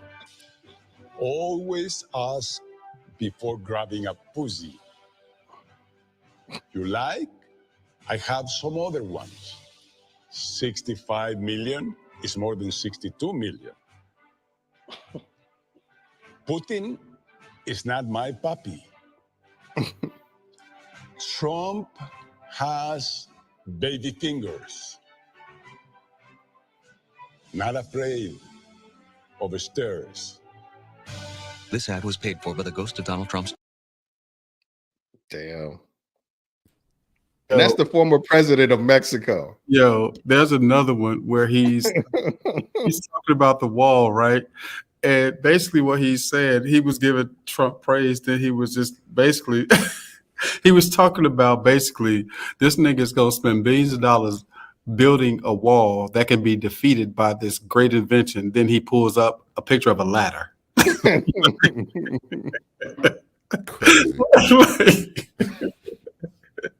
Like, bro, this wall ain't gonna happen, my G. This wall is not gonna happen. It wasn't. It never was going to happen. The funny thing about it, when he's 3 years and only 50 miles of new wall have been built, and they be like, "What about the wall?" He's like, "Nigga, what wall? What is you talking about? What wall? What are you talking wall?" He was like, you know that part Dave Chappelle when he's talking about the Chappelle show when he was talking about you went to the Middle East for oil. He was like, "What oil? Oh. You cooking? You cooking?" Like the water bottle. That was Trump. He was like, "Wall? What wall? Let's get out of here." You know, that's how I'm trying to show us. Oh man. Y'all, he said, "Y'all tripping about a wall?" A wall. He said, "Man, fuck that wall, bro." Exactly. We didn't get the wall. We didn't get the borders closed. Now it's a flood of goddamn Mexicans. And so now it's just like, yeah, bro, I'm gonna fix that shit when I get in. Nigga, you supposed to fix that shit last time. Nigga, we wouldn't have this problem. The other thing is how do y'all feel about the Ukraine war, the Russia-Ukraine war, and our involvement in it? Well, let me just do one more thing about the immigration and the wall thing. Remember, they just had a vote that Donald Trump was trying to get his allies in Congress to not vote for because he wants to use it as a major campaign issue. And then what's called they just passed it. Johnson had to be like, "I'm sorry, I got to stand. I got to do something. So I got to bring it to the table. It's got to get a vote, and it's going to pass." Now everybody's trying to kick him out because he actually legislated. He was like, "I'm doing my job, and now y'all want me to lose my job as the Speaker of the House because I'm doing what's in the best interest of that you said you wanted. You said you wanted funding for border control, and you wanted immigration reform. This is what it starts with." And now they're like, no, we don't really want it. We kind of want it. We want to be the one to do it. They they powering through National Guard troops at the border, bro. They needed to send. And then the government shut down. Right now, I think that they're doing as much politics as they can, just in case this motherfucker win again. Yeah, that's really what it is. It's like, oh shit, if he come through again, you already know we kissing the rain, we kissing the boot. Your ass is mine. You're out of here. All of that. So they're like, let's get some stuff done while we can, man. As real politicians, I gotta agree because who was the guy that was stumbling over his answer and didn't really want to answer the question? All of them. In that clip. Just throw a stick at it. No, the guy, the young one at the end where he was trying to deflect like he got the Wonder Woman bracelets on. Like he was trying to not answer the question. Oh yeah, at the end, yeah. Because he was like, "Come on, man, why are you doing this? I'm trying not to fuck up the money." My wife is watching, man. He was trying to hold out hope that he could do a partnership with Donald Trump. It's just like, man, you're fucking up my future money, man. I found this, direct questions. Real quick. I'm just gonna play that. Look at this schematic I downloaded from the dark web. It is a ladder, Einstein. You're going to build a $25 billion wall that can be defeated by a $25 ladder? Be honest, Donald. This wall isn't going to stop anyone who really wants to cross the border. Sorry, man, I had to say that. That shit is fucking hilarious. Yo, somebody, Carl Anderson brought up a good point about tariffs. I wanted to talk about that real quick in terms of tariffs. I saw people cheering for tariffs. I don't know if people realize that tariffs are passed on to the consumer. Yeah, sure. They don't get it. The consumer, right? Then also during the tariffs, the agricultural industry got a lot of money from the government. They got government subsidies for a very long time. So the tariffs got passed on to us, and then subsidies went to the agricultural industry. But you know who did get a lot of those subsidies? The small farmers. The big ones got it. The small farmers didn't get hardly nothing. Didn't they have to write a whole new bill just so the small farmers could get some? Seriously. That's why all 2024, I'm talking big shit. I'm doing big shit. Look, I'm trying to get too big to fail. That's where I'm trying to get into. It says the agricultural subsidies were $30 billion per year. $30 billion per year. on top of the tariffs. You know what I'm saying? Like that shit. Hold on. We glowy. We look glowy. You know what I'm saying? I got my little light on. Appreciate that, Jada. We look glowy out here. You know what I'm saying? So the tariffs were wild as fuck. They didn't help us. But the Ukraine war, that's what we were talking about. Yeah. Yeah. So the Russia-Ukraine war, which I feel like is a proxy war that we're fighting. Yep. How do y'all feel about that? I mean, that's all it is, man. People keep saying, well, you know, like I said, the average person doesn't know much about politics, nor do they know, they damn sure don't know about foreign policy or foreign affairs. People keep like, why are we in Ukraine? Why are we in Israel? I'm like, oh God, not this again. That's always I'm like, listen, man, do we like Russia? No. Russia can't really attack, us without ruining their own economy or violating a bunch of trade agreements or the UN policy, all that type of stuff. They can't really do that. So how do we fight? How would you fight your worst enemy if you get in trouble for doing so? You attack their homeboy or somebody trying to affiliate with us. It's like Russia's not fighting Ukraine. They fighting us through Ukraine. Yeah. They are. And we fighting them back through Ukraine. And they just sit there like, look, man, I don't want to be in the middle of the shit no more, man. All our women are gone, and so that's really all it is, man. America's fight proxy wars. We are pretty much the best in the world in doing dumb shit to maintain our interests. All right, Israel, all of that stuff. Listen, if you want to know why we're there, is because we need that territory, that land, to spy on all the other people trying to talk shit about us. Okay, It's never about the conflict. This is about securing our own interest. Anything happen in Israel, we're gonna have to fight. Anything happen in Ukraine, we're gonna have to fight. Anything happen in South Korea, we're gonna have to fight, because we have serious interests in those regions, not only for our security, for our enrichment, like the life we live here. Remember, nothing is free. Okay. And just to give you a quick example, and then I'm gonna pass it on. People thought that we fought a 20-year war in Iraq and Afghanistan, and people thought it was about war and fighting and weapons of mass destruction. So Russia and China and Brazil, y'all heard of BRICS? All right. A few months ago, they had to come out with numbers talking about the gold stores that they had to bolster the currency, to say that this is actually backed by minerals, goods, gold. All of BRICS put together at a certain amount.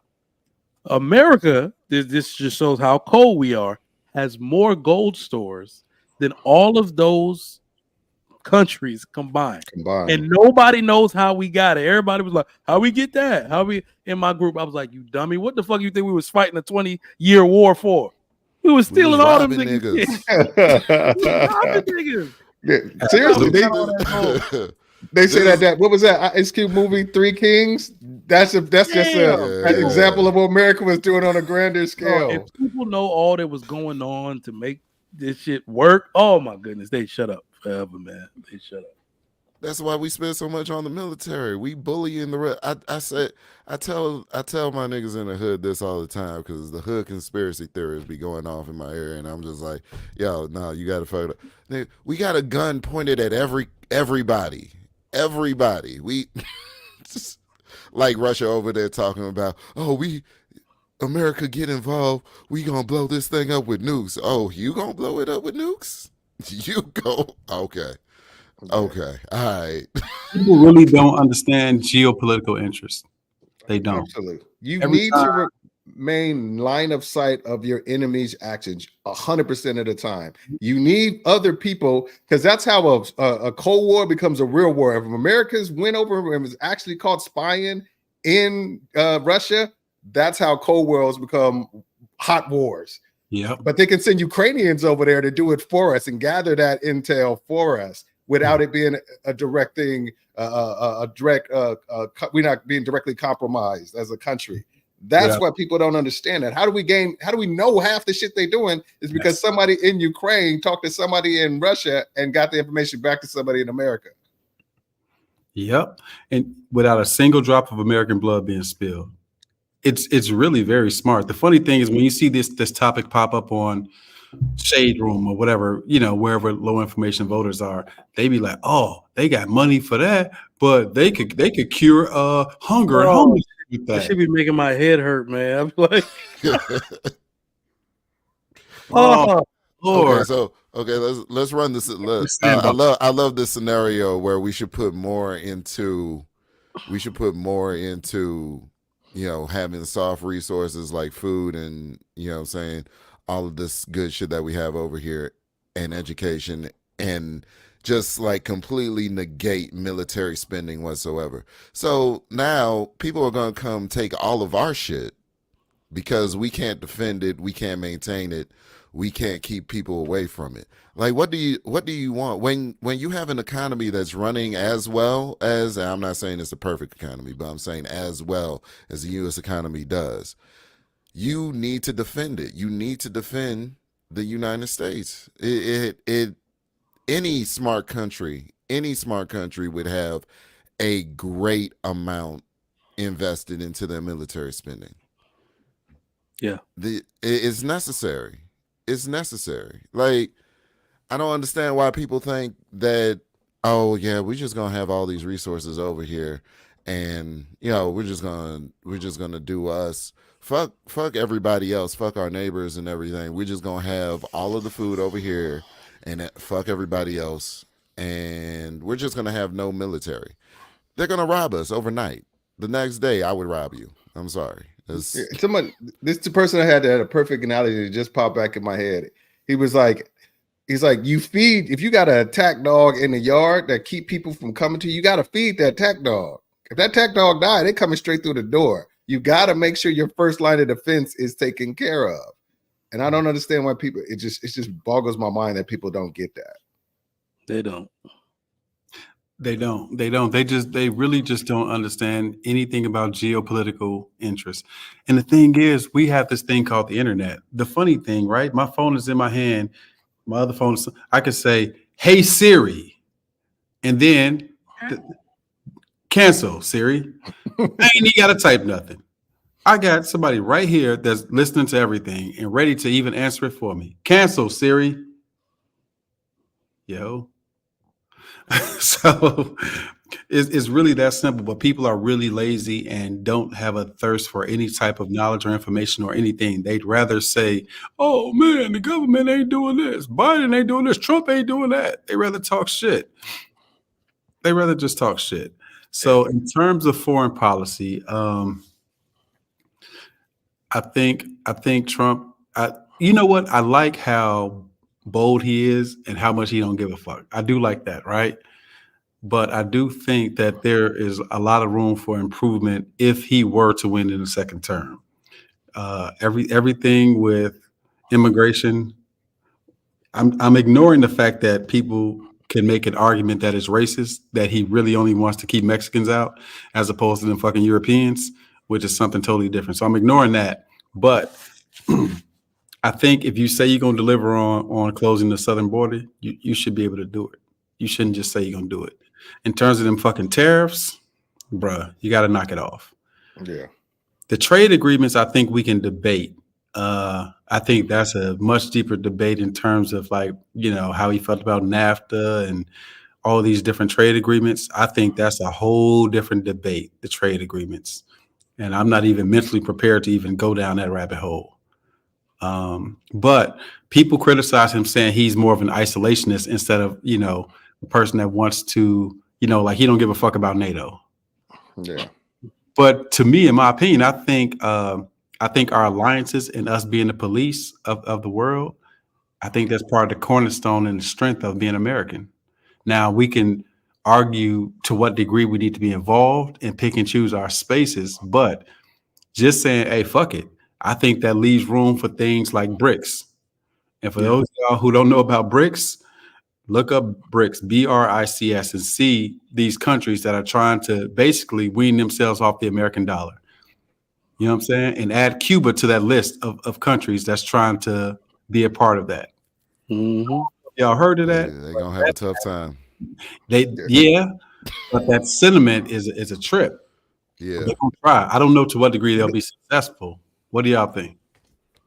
I just want to piggyback a little bit off what you just said. And something else that Donald Trump has done that has never been done before is that there used to be kind of an unspoken agreement between whomever got into the White House, no matter the party, that if the previous administration put something in place or signed an agreement or put an accord in place, to a degree, the incoming administration would kind of honor it to its whatever limits that it had. Like if it had like a 4-year limit, they would agree it. So our word meant something.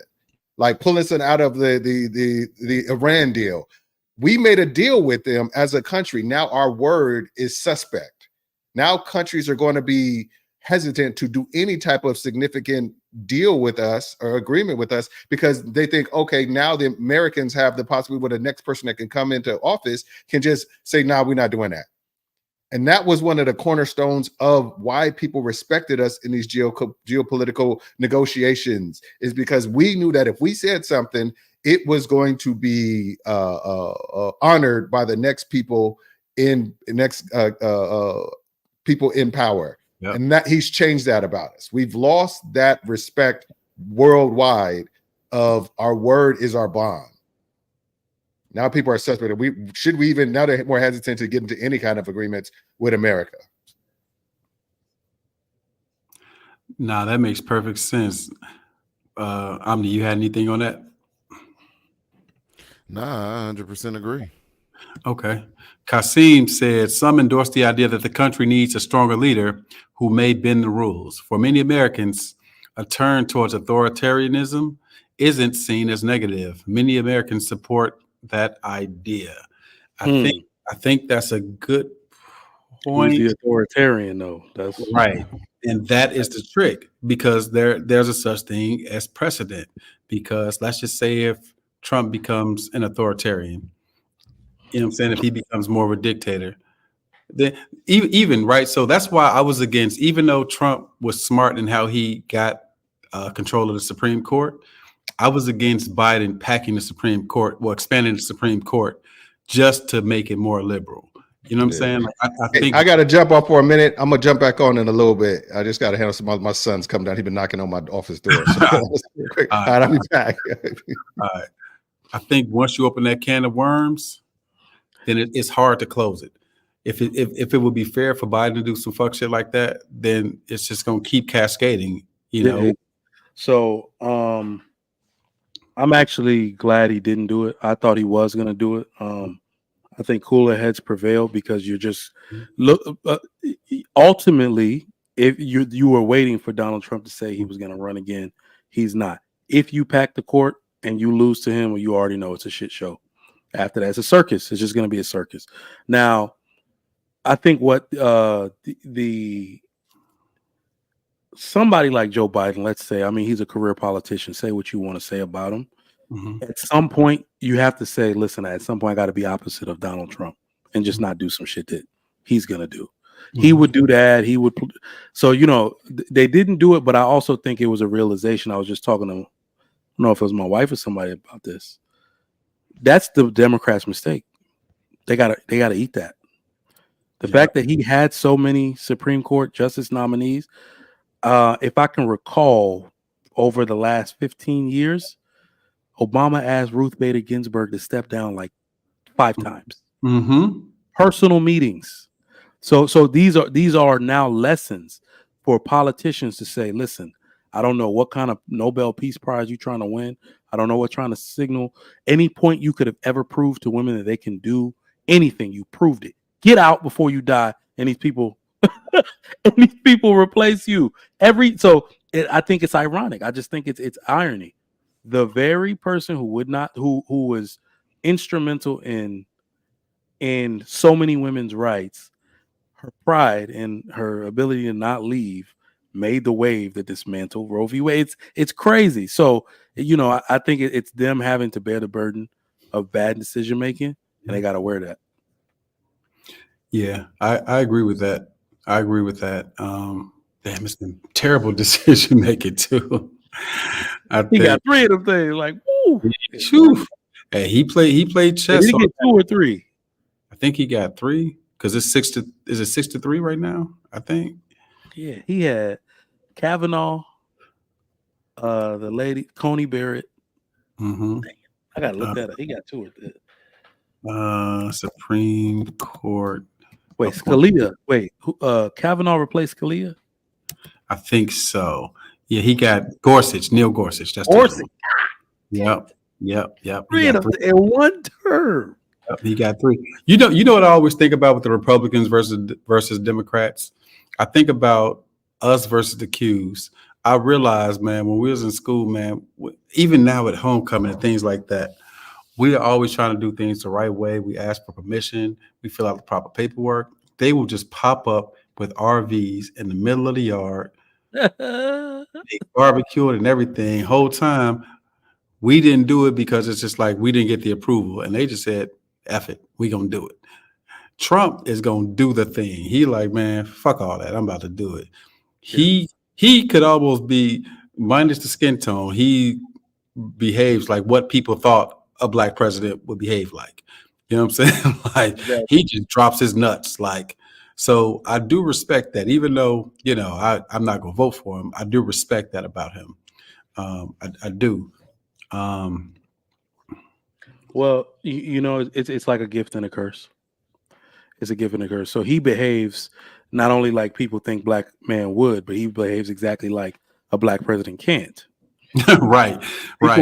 People will not respond to a black president doing what Trump does. You arrogant fuck, like, you know, they'll it wouldn't have the same response. But Obama wore a tan suit and they gave him the blue. They went. Easter, wasn't it Easter? Shout out to Prime. Yeah, it was. Shout out to Prime. We need a black man to lead the independent party so we can loosen the shackles of political slavery. Yeah, but you know, hey, black man, you're diverse. That is who will save America. I keep saying it. Yeah, I think so. A black conservative, not Republican, a black conservative that does not care to talk like this in the face of other black people and tell them what's actually good for them, and do it and say, "Ain't you can tell me I'm doing it anyway." Yeah, like that person is gonna save everybody. Thanos in the chat trolling. Thanos, next week we talking about Joe Biden. We're gonna break down Joe goddamn Biden. And I hope you jump on the panel because I know you got all the smoke for him.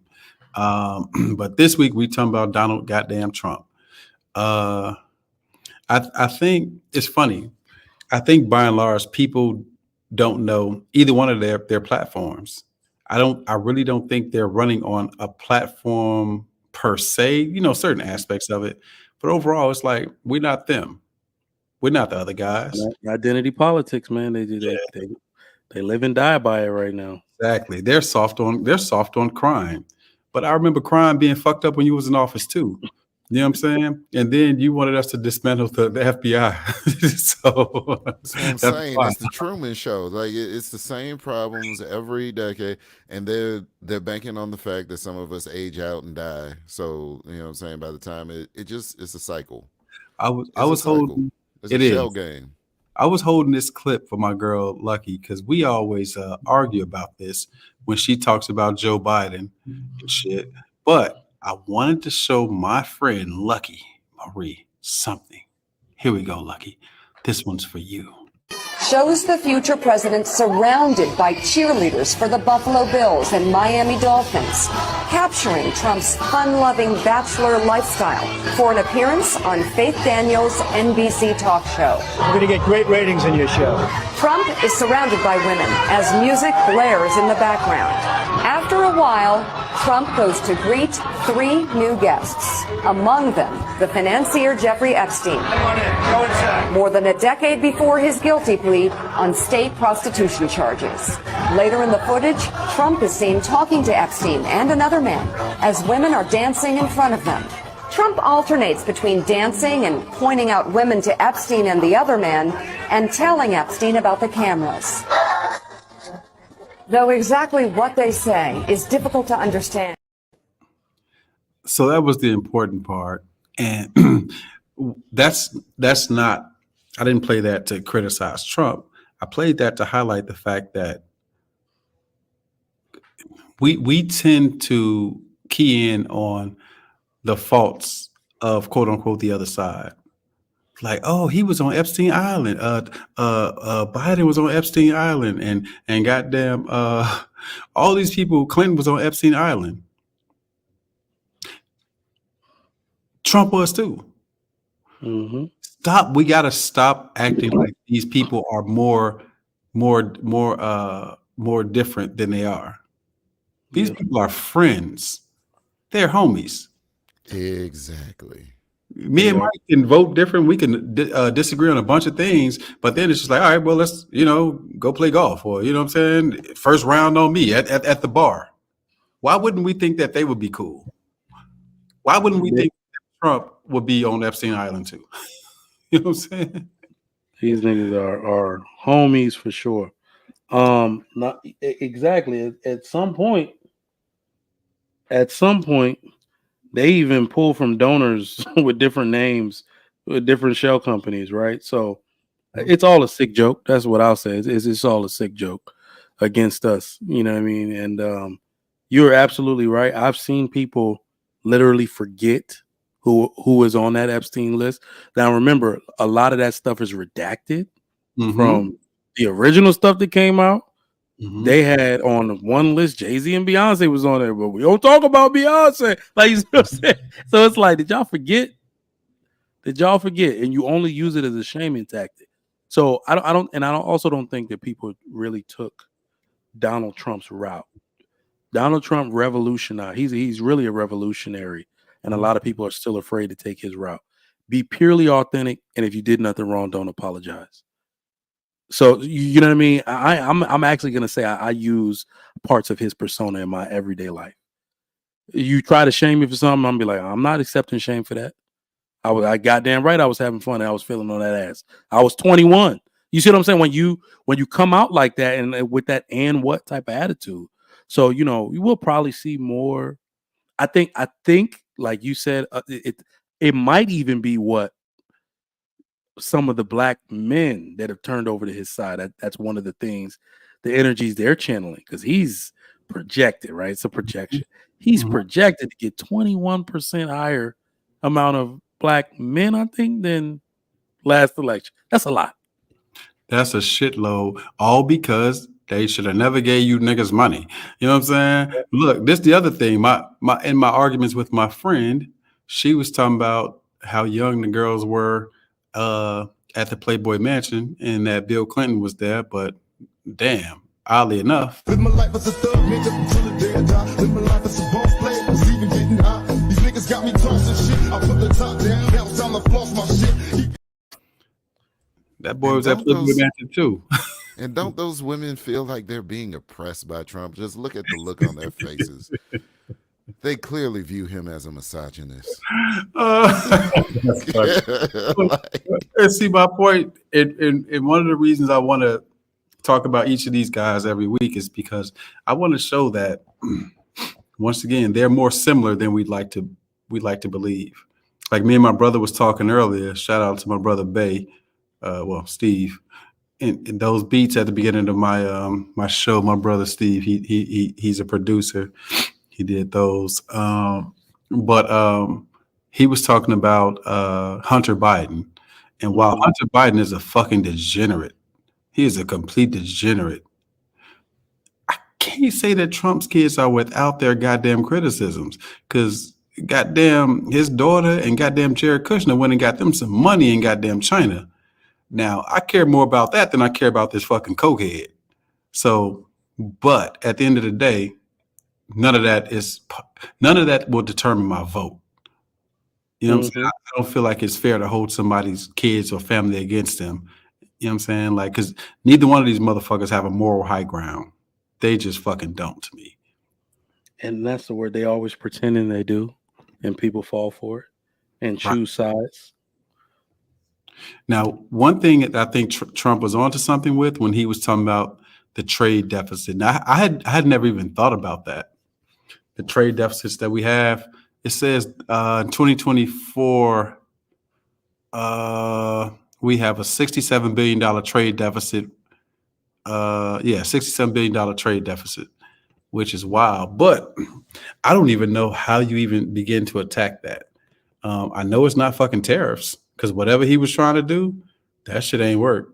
I know that much. The truth is, mad shit comes from China. The same way we were talking about how much labor comes from Mexico, we get mad shit done in China. Facts. This is why tariffs make absolutely no sense, because we don't produce anything. Like we don't. So that cost is going to eventually come back to the American people because we have to buy our shit from elsewhere. Right. And the trick is, how do you spur more American manufacturing and, make it competitive? Because we can't pay the small amount that they're willing to pay there in sweatshops. We can't do it.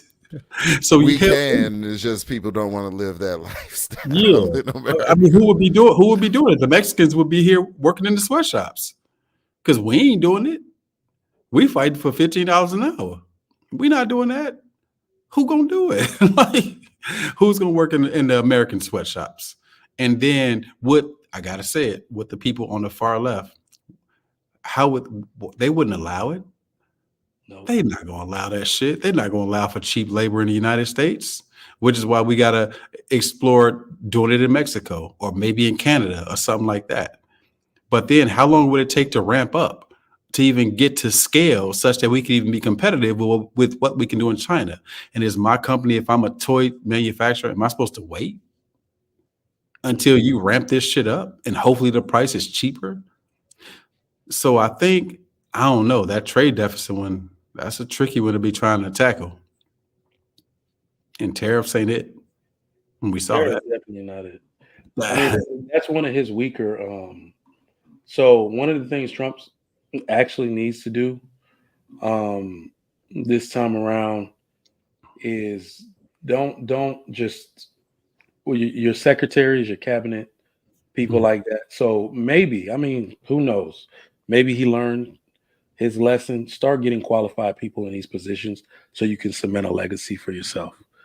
All right, you've been at this once. If you win again, you can actually cover a lot of ground, right? Because you're on your way out to Earth, goddamn it. After that, so you could cover a lot of ground with the relationships you either made or you burnt, the mistakes that you made, positions that you were weak on. I look at Trump as somebody who makes an action, then looks for the reaction on Instagram. He one of them people. Like, what are the people saying about me and what I did? So he has a lot of that organic knowledge of the way people reacted to some of the stuff that he did. So now you can use that. That's useful. Whether people believe it or not, it's knowledge. So it's like, people weren't really feeling that. I was a sensationalist president. I was a shock jock. I could be a little bit more serious. I don't want to be known as Agent Orange. Like, you see what I'm saying? So I think he got the potential to do some real work this time around if he wants to. But he's Donald Trump. Jury's still out if he could ever accomplish that.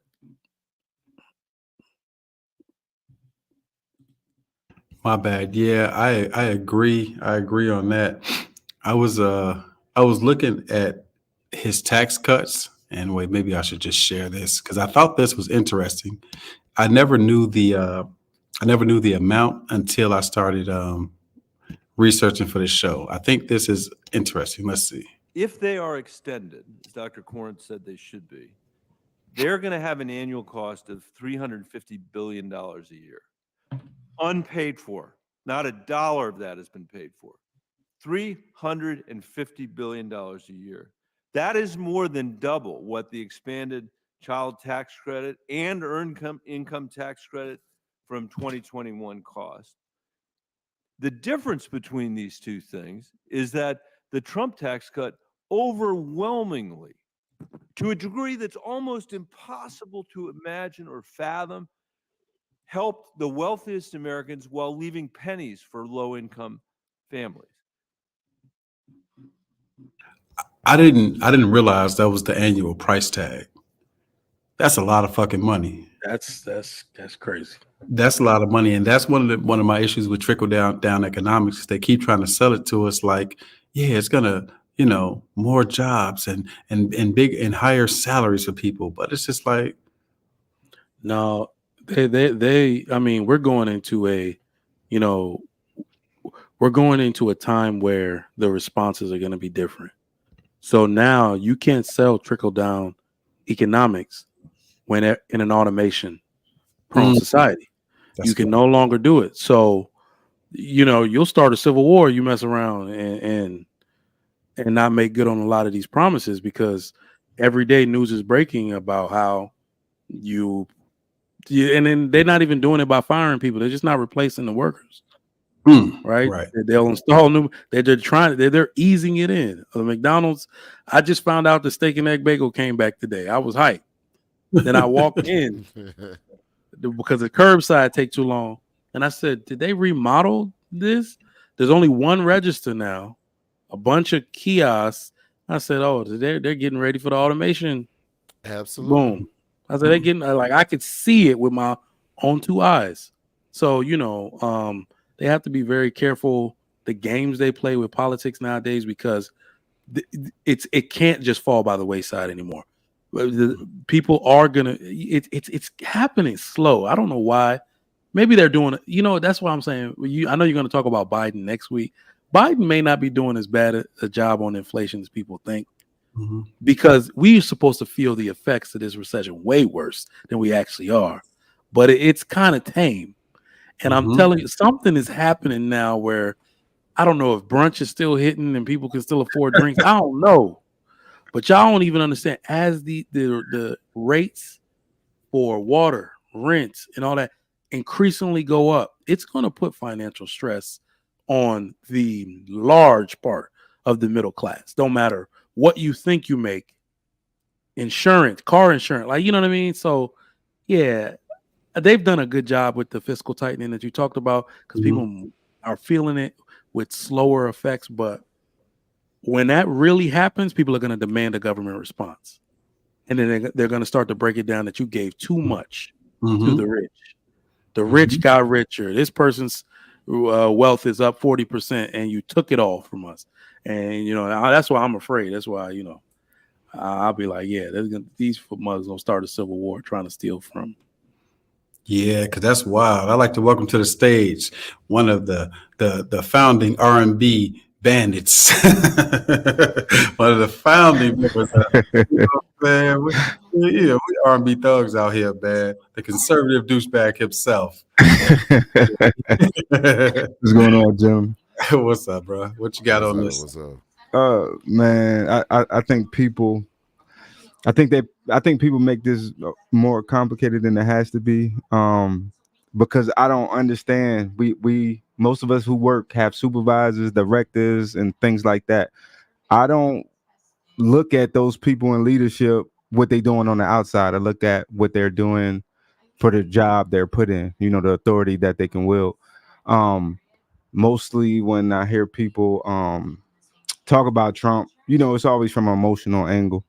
I did benefit under that, under his 4 years monetarily, but I was also, working hand in hand with the military, as I work with the government. And the way he took to, international policy, I actually thought he did better than I thought he would. I was over in Iraq from 2018 to 2020. And when we attacked, the Iranian highest military person, and, we took him out crossing over the border, they did retaliate. And so we had to retaliate back. So with Biden, I just think that it's more advisors helping them out more than anything. Now, every president takes advice from, their cabinet and agencies, but I don't know what's really Biden and what's everybody else. Well, to be fair, though, it doesn't really matter if it's Biden or his advisors. His administration is going to get credit for it, or it's going to get the blame for it, if we're being fair. Because under Trump, he gets credited for, like we were talking about earlier, the PPP loans, all the stimulus, but he didn't do none of that shit. So if it's fair for him to get credit for that, it's got to be fair for Biden, even if he's a walking corpse, which we all believe, to get credit for some of the good shit he did. Now, once again, I'm not a Biden fan either. Let's be clear about that. But yeah. Well, with that too, most of the people that I knew personally who had legitimate businesses, a lot of them couldn't get it. But the ones who didn't have a business and created a whole fantasy organization, they was going through green light. The funny thing, at that time I had had 5 registered businesses, right? And I didn't apply for it for any of my businesses because I didn't like what you had, the things you had to report. I didn't like that. So I didn't apply for it for any of my businesses. But like you said, there were people who I know who, like, if we're talking about small businesses and we're talking about especially Black businesses, because all of this, to me, the conversation is about how does this affect Black people? If we're talking about Black businesses, most Black businesses, I would say, are small businesses. They may not be doing their taxes, and they probably ain't recording $100,000 in goddamn revenue.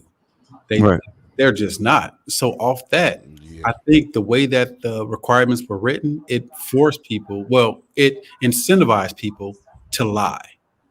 Even the people, like you said, who had legitimate businesses. Like, what if they made $80,000 in revenue, or what if they made $60,000 in revenue, or what if they hadn't filed their taxes because they're just a small business owner trying to figure it out. Right. Then it's like, damn, you were incentivized to kind of lie, but you really are running a business. I think it was a little tricky, man. I think it's a little tricky. Yeah, let me see with that. See, but I don't even know if that's. I'm not even gonna pull politics in that. I think that is a lot of level with how we do business. Like we don't. Most of the businesses I go into, that's a Black business. The customer doesn't come first. Is ran emotionally, because you can't complain if something's wrong. Like, you just dead wrong. It's like a sense of entitlement that comes with being a Black business, and all my patients should just accept whatever I give them. I don't, and it's like you see all the businesses that fell before you. So when is somebody going to wake up and say, hey, it's another community doing it correct? Actually, it's a couple other communities that do business well. How about we take some of those? Like, why do we got to create everything from scratch, get it from the mud, and keep bumping our head in the information age where you can damn near seek whatever information you need to? You know what's funny? I think I partially agree with that. Partially. The part I don't agree with is I had this thought a couple years ago. I realized that we can go to Waffle House, McDonald's, whatever. We can go to Red Lobster, whatever, and we can have terrible fucking service. We'll ask for the manager. They'll comp us maybe, and then we'll go back. We'll give them another chance. But if a Black business fucks up one time, see, that's why I don't shop with Black people. We don't give the same grace to Black businesses that we give to white businesses. We're always looking for a reason, bro. Always looking for a reason. And that's just how it feels as a Black business owner. Like, I remember with my Chicago store, man, I had some of the most unreasonable goddamn customers you could ever imagine. I mean, people scamming, people, very unreasonable people. I know what you're talking about. And I'm telling you, and it's just like, it makes it so hard to deal with them. I got a question too, and I know Mike got to run and say, I got a question too. Carl Anderson said he benefited from the Trump tax cut. I want to know this, right? Because I know my answer to this. So were we all getting a decent amount of money under Trump? Definitely. Just started getting what I professionally thought I should have been getting. Yeah. Just started. Are we all still getting a good amount of money now under Biden?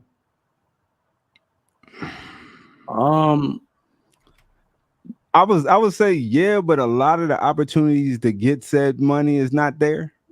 You just mean just based on the field that you get it in? Yeah. I'm trying to think if my payroll taxes went.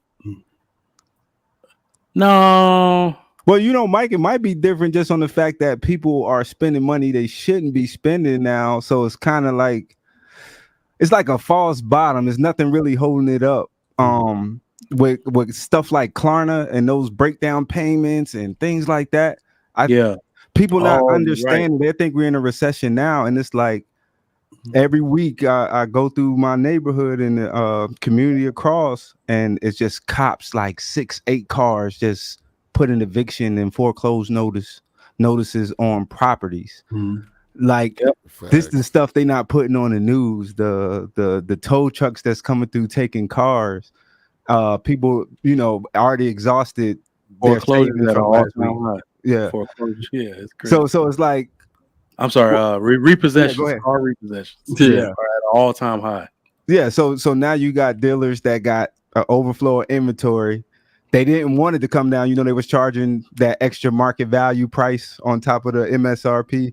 Yep. Like that's going to go away, not because they're trying to get more business. It's because you got too much inventory on your lot. What you going to do with it? Like you can't keep gouging. There's nothing left. Perfect word, gouging. Perfect word. Same thing apartments were doing. Think about it. Before the Fed did what they did, the cost of apartments and shit and houses it was elevating more and more and more and more and more. So at least they slowed it down, man. Mike, all right, Mike, coming through, man. Next week, Joe Biden. Coming through. Have a good night. All right, and outside Omni. All right, Mike. Peace, But have y'all seen y'all credit card interest rates? If you don't, the APR on them now, like we're that's coming from, even if you got great credit, the reason that's rising is because so many people are over leveraged credit wise, and they have to make that money back because either people not paying it back or they just defaulting. So people like American Express, Chase, and all of them gonna find a way to make that money back.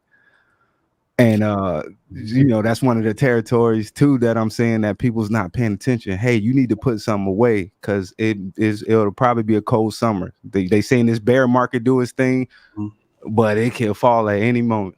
See, I agree with that. I agree with that. I mean, bullish. We're bullish right now. I'm sorry. Yeah, it definitely is now. I agree with that partially, but the other thing, this goes back to the stimulus. Part of the reason that we're in this situation now with the inflation is because of what was done with stimulus under Trump. Trump didn't do it, but Congress did it. So I'm not going to put that on Trump, but Congress did that.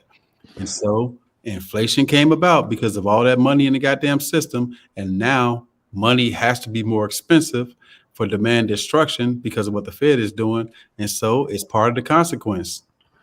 Well, I'll be fair and say no matter who was in, that was going to come anyway, especially when everything had to shut down. Yes, absolutely. Like I didn't see no way out of it because even though I was fine and people, what I'm saying, who make as much or more than me, those guys are good, but majority of the people needed that. So I don't think it was a way around it because people really don't understand and refuse to do research on there. Because I don't know how many people had a conversation. Well, what is inflation? It's created and blah blah. No, it's a math to it, and it makes sense. Like, but just to put a pin in that point, what Thanos just said is so important. It's so important, and I'm gonna go back to Obama with this. When the Obama administration when Congress gave out stimulus under Obama, it had to be done. Any president would have had to do that in a recession to inject liquidity into the market. Under Trump, the same thing was true. In order to not have a worse financial crisis, they had to inject liquidity into the markets on the monetary side and on the fiscal side. So please don't think that these motherfuckers care about you because you got a check when they were president. It had to be done. It wasn't about you. It was about the markets, period. Oh, factual. Yeah, that's why if you did have a business and you knew how to leverage it at a time, that's why all those new millionaires was created. Because people had just money they used to have. And the first thing they're going to do is not say, hey, let me stay where I'm at, stack this up, maybe take off work to go to school. None of that happened. As soon as that money went out, it came right back in to somebody. Absolutely. So they get mad even when I have the reparations conversation. It's not that I don't want people to do it. It goes back to that when people are given too much freedom and got too many options, don't know what to do with it, they're going to make the wrong decision. So that's why I was like, yeah, if it was tax based, you kind of put a little babysitting setup for them, like you what do they call it when you do your house, you protect it, child proof it. Yeah. It's like and it's not to be dismissive. It's just saying that you will benefit from this in the long term than to do that. Because when they gave out them stimulus and the way they set up the unemployment, all them businesses didn't have no workers because, hey, I'm making more than I ever have. I don't really need to work right now. Yeah, and which to me highlights the fact that people don't feel like they're getting paid a fair wage. You know what I'm saying? Which there's, for some people, there's some truth to it, but the truth is too, everybody can't be 100,000 there. Right. You just can't. Now we can, try to figure out or debate what's fair, what's not fair. You get what you deserve. That's a whole nother thing. But the thing I wanted to highlight too, why I asked that question about how well people were doing underneath Biden and underneath Trump, is because if you get money, you're gonna get money no matter who's the president. Facts. Ain't a single billionaire stop being a billionaire because it changed from one president to the next. The difference is I may have to move, I'm going to have to move differently with my money. You know what I'm saying? How I make the money is different. Where my money sleeps at night is different. Right. But at the end of the day, that they're not getting, most of them are not getting salaries. They don't have income tax. They don't, you know what I'm saying? They ain't W-2 employees. Right. You know what I'm saying? And so on Aaron O show, shout out to Aaron O. Yesterday he was talking about money. And one of the things I was telling people about was about how people that are really wealthy borrow against their assets. They don't have income, so they'll have. They got a bunch of loans that's tax free. Right, exactly. It's not something that's like an event, a taxable event. So right. Let's say a 1% loan, of $100 million, and it's not a revenue. It's just a loan. And so with them, it doesn't fucking matter. Like no. They don't have income tax. It doesn't even matter. That's a poor man's game, and us being poor to Bill Gates. You know what I'm saying? I mean, that's a lower, middle, whatever class game. You know what I'm saying? Yeah, this is the first year I'm actually getting a refund back. Man, and I was just like, what the heck? But also, I think I easily got 70,000 in deductions that I didn't have to use. So this is the thing with that. If you got an LLC and you do got a significant amount of deductions, if you don't need to utilize them, you can amortize them, which means you could spread it out over 5 years. So say you mess up next year where you owe taxes, you can dip into those deductions and wipe that, what you owe. Which is what Trump was doing.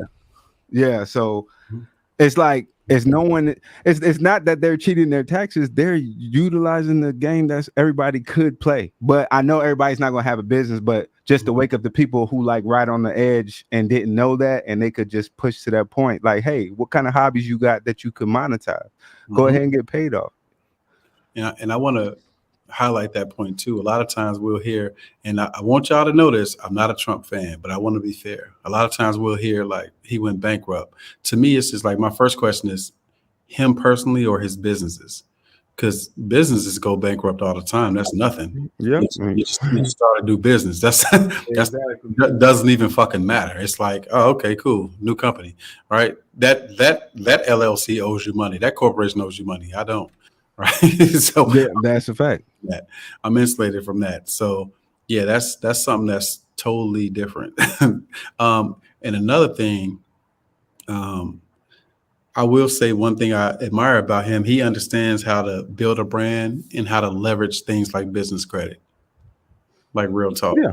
I respect that. Jada said 2 things I wanted to highlight. She said, you know what, Shawn, I hate to say it, but when I started my first 2 businesses, I was so annoyed by that very thing that I never let my business be known as black owned. She also said, sad I felt that way in my 20s, especially saying a female black owned business because sisters think I owe them and the fellas want to pay me with peen and compliments.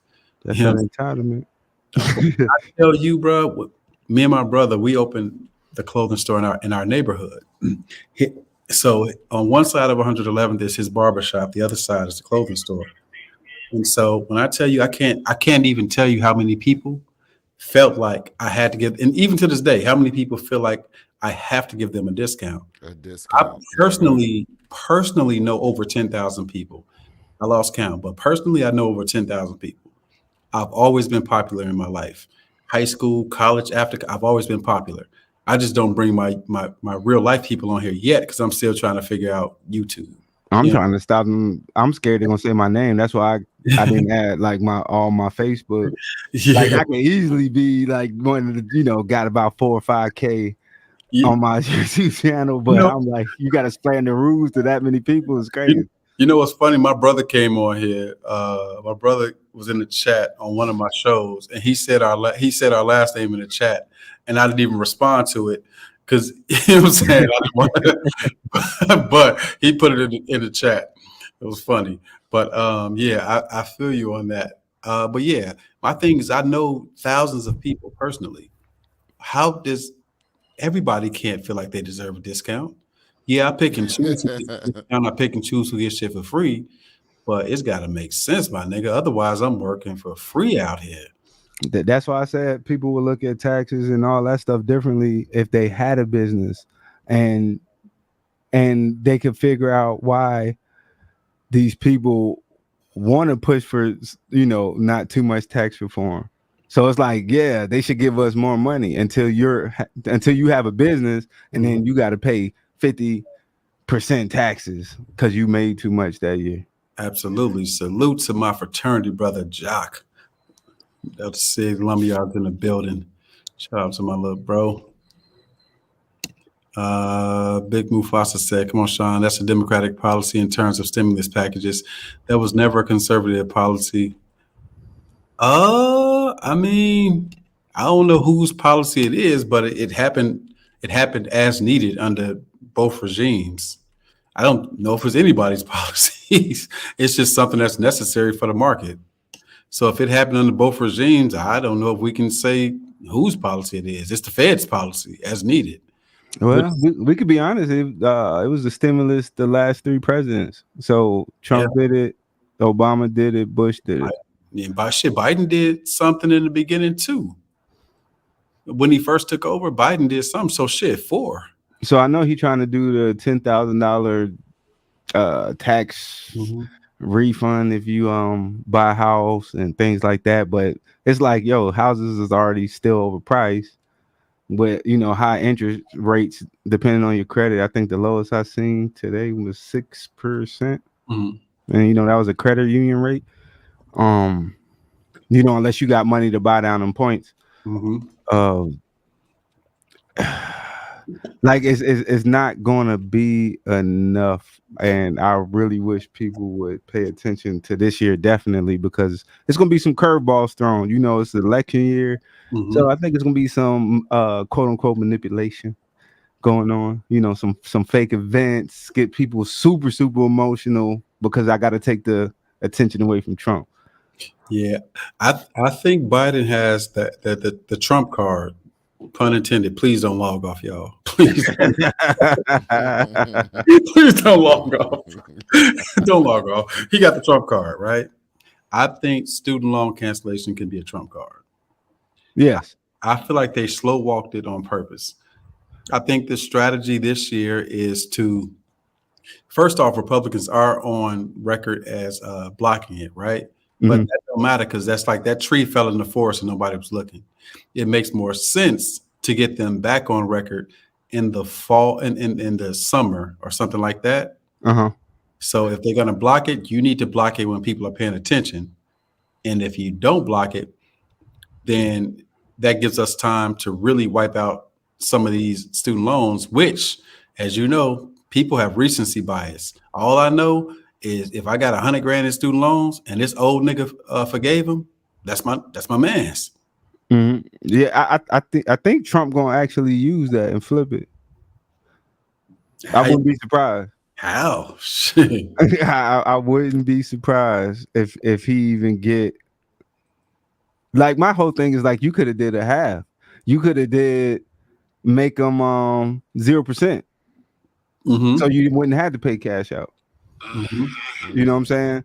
So the way he got in with and the whole if you're not black if you don't vote for me and all that was just too much for me because At the end of the day, no matter who in office, you got to play the game. I think people's problem is that they not willing to play the game, so they're gonna lose no matter who in office. See, You but talking about Biden saying you're not black if you don't vote? Yeah, Yeah, like things like that, and the judge and the whole Kachani Katanji, or what her name is in the Supreme Court. Brown. I mean, Yeah, like doing that, like that's disrespect. Like even if I was her, I'm like, yo, don't hire me because I'm a black one. Hire me because I earned, I'm dope. You know what I'm saying? I got it from the mud. I was in them trenches. Don't give me a free.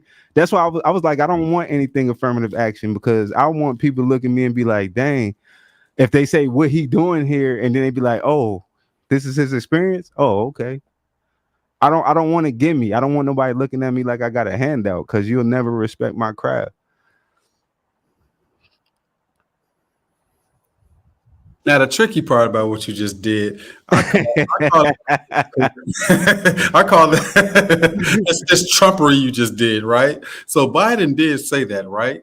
But we just watched Candace Owens' interview on the Breakfast Club, right? And what Shout out to Candace Owens.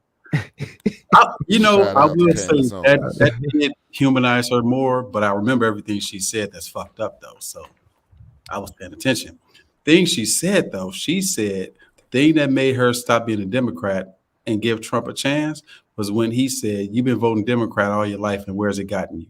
You should try something different. So I don't see that being much different than what Biden said. It wasn't based on your skin color, though. He was. He was talking to black people. He was talking to black people. But he was talking about what black people do as opposed to what they were born as. That's the difference. That was the difference for me. Like, you telling me that I'm not black when I'm looking down at my hand.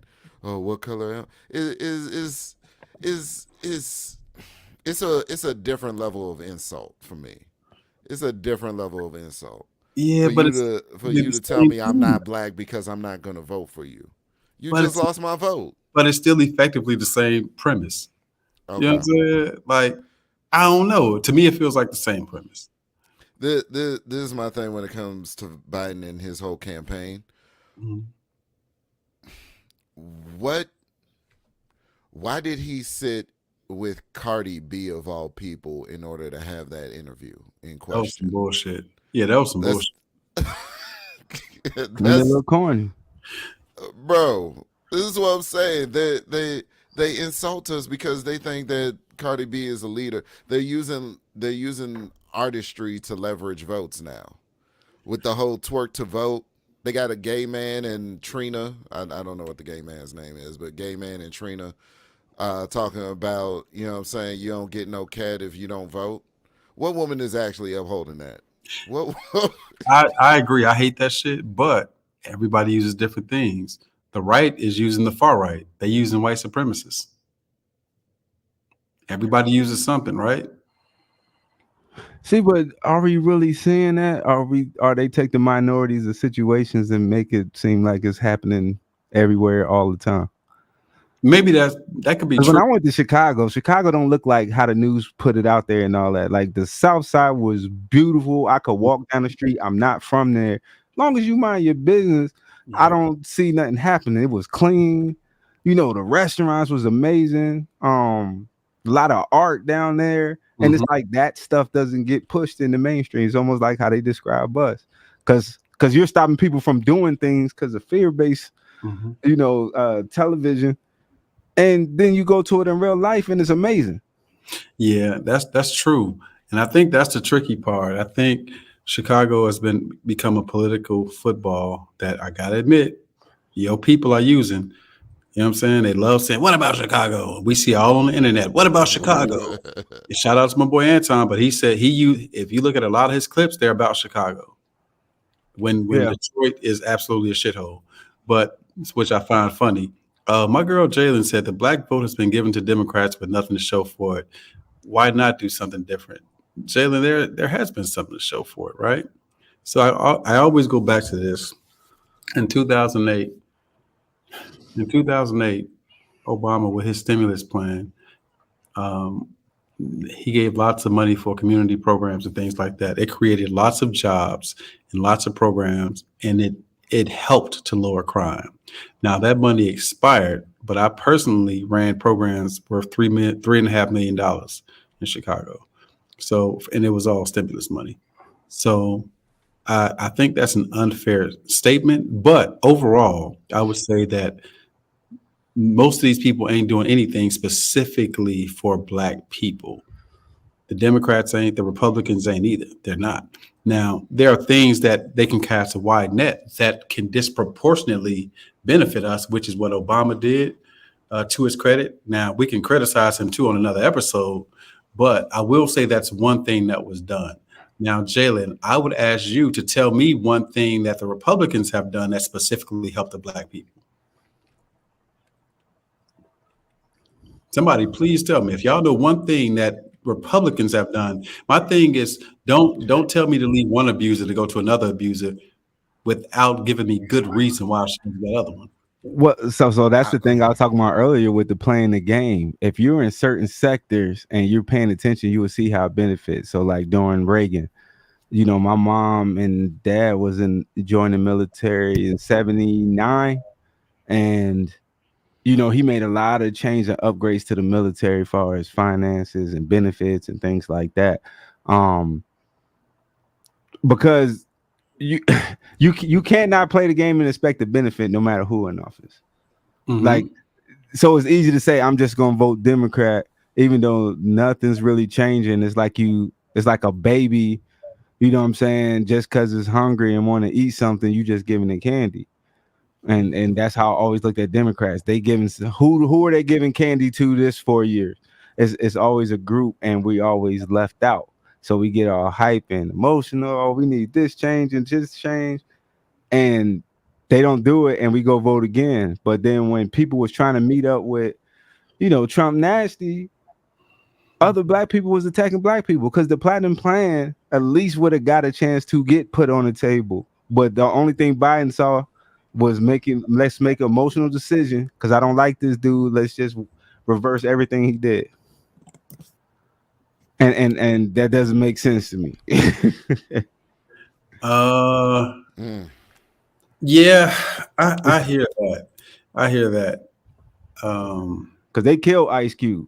I mean, murdered him for actually. But then the people didn't even read the plan and was doing this stuff. Because if you look at it, it was addressing education, tax reform, incentives, all that stuff. And they didn't give it a chance because they're so emotional thing. Oh, it's Trump. I don't care. But this cat letting people out like Lil Wayne and all. Like, I know that's something, you know, small people might not care, but it's just the fact this dude don't give a damn if it's Republicans trying to check him or Democrats. He gonna do what's best for what's gonna make him look great. Everybody has a self-serving ego when it comes to business. I mean, if you want good business.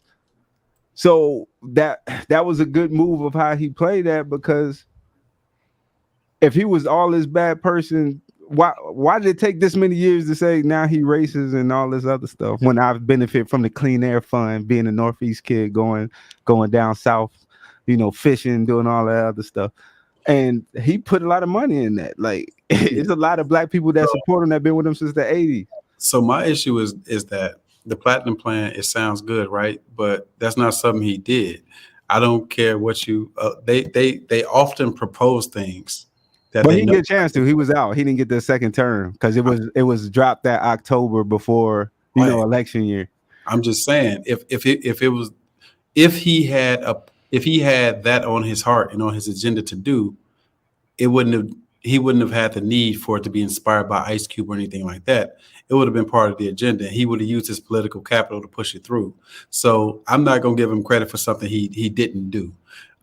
Big Mufasa says, Shawn, I know you hate this. For that reason, I think we need to vote Republican, one cycle as Blacks. Then we will have different leverage and political power to be taken serious. Big Mufasa, I think that's a terrible reason to vote Republican. I really do. Seriously, I think whatever your issues are, you should vote that way. I don't care if it's Democratic or Republican. If my issues are student loans, and I believe that the left can do it, if my issues are protecting the social safety net, and I believe the left can do it, then I will vote that way.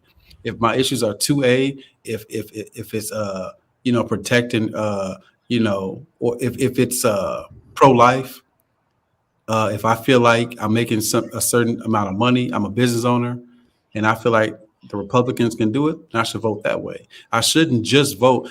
Telling people to just vote Republican for some arbitrary reason is just as bad as telling them to vote Democratic just for some arbitrary reason. You can't tell me to do one arbitrary thing in lieu of another arbitrary thing. But why did we switch in the first place, Shawn? Because all our strides came from a Republican president. Like who? Like I'm talking about civil rights and everything. But they was conservatives. But the problem with that is they didn't do that because they care about us. Once again, like Lincoln didn't give a fuck about black people. He didn't. That nigga hated niggas. He said, no, that's the point. But that's the point, though. It don't matter if they do or if they don't care about you. Are you doing what I need you? Am I getting my paycheck from the supervisor that I hate?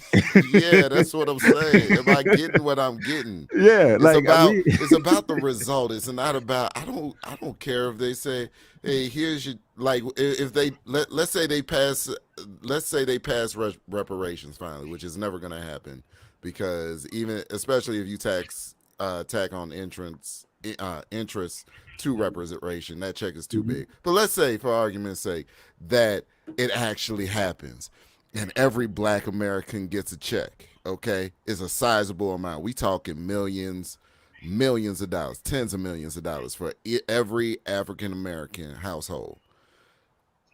Oh, I did that. I did those numbers. It's 7 trillion. Yeah, if the envelope, we talking tens of $millions on the check though, individually for each individual household. Oh, okay. Okay. If it's wrapped in an envelope that says, here's your check, nigga, are you not cashing the check?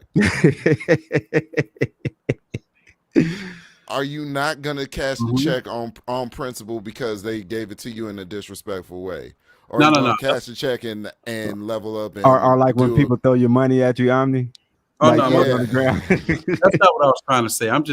What I'm trying to. Depends say. on how much. I'm gonna be honest. If they throw money, like if they threw a brick of money, like you can't throw money at me like I'm a stripper. But if you threw a brick of money and it's like, yeah, you know, I ain't mess with you no more while I'm picking up the money. What I'm trying to illustrate though with that comment is that they didn't do that because they're for black people. That's not something. I wouldn't vote for them expecting that every cycle they're going to do something for black people. Those were one-off things that just happened to be in their best interest. So that's what I mean by saying they didn't care about us. It was just something that had to be done. No different than the stimulus. It's something that had to be done because it was in their best interest. So that wouldn't. If I'm a person, part of my goal was like, let me see if you all can convince me that I should vote Republican. I hadn't heard a single thing that would convince me to change my vote. Because just because a couple of Republican presidents did some things that benefited black people does not mean that any president, Democratic or Republican, is going to do something that's going to, you know what I'm saying, be in my best interest. So in alignment with what we talked about earlier with Omni and Trigger Mike, the social safety net, I don't care how we feel about it. Y'all can call it entitlements if y'all want to, but when your family needs Medicaid or Medicare, or when when any of us or our family members need that Social Security, we don't call that shit no entitlement then. Well, it's a difference. We all got people. We know the people in our family, in our circle, in our neighborhood that really need it versus the people that knew how to play the game to do it. Like, I hate the fact that my cousins and family members won't take any advice or blueprint to make their life better because being content is what they want. You know, working hard from the bottom just to make it to the bottom.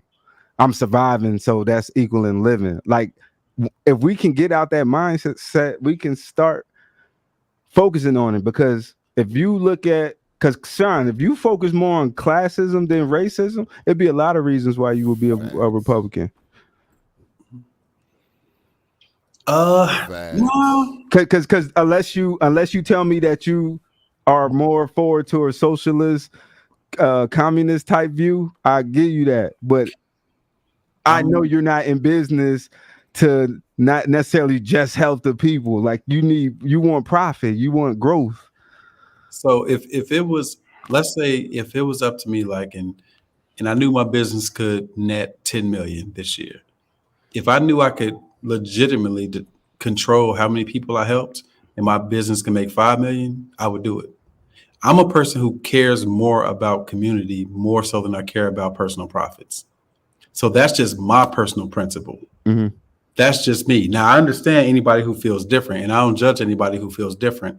I'm a person who's willing to sacrifice, me having a table full of food just to take some shit off my table and make sure other people have shit on their table. So I'm that person. So I know why I do it, but I do understand and respect why other people feel the way they do. So that's why I'm not trying to change anybody's mind. Mm-hmm. I'm just trying to see, like, what can people say to me that would literally make me say, you know what? That makes perfect sense. Chicago Rilla said, what have Black people asked for in the form of policy? Rilla, that's part of the reason I want to have these conversations.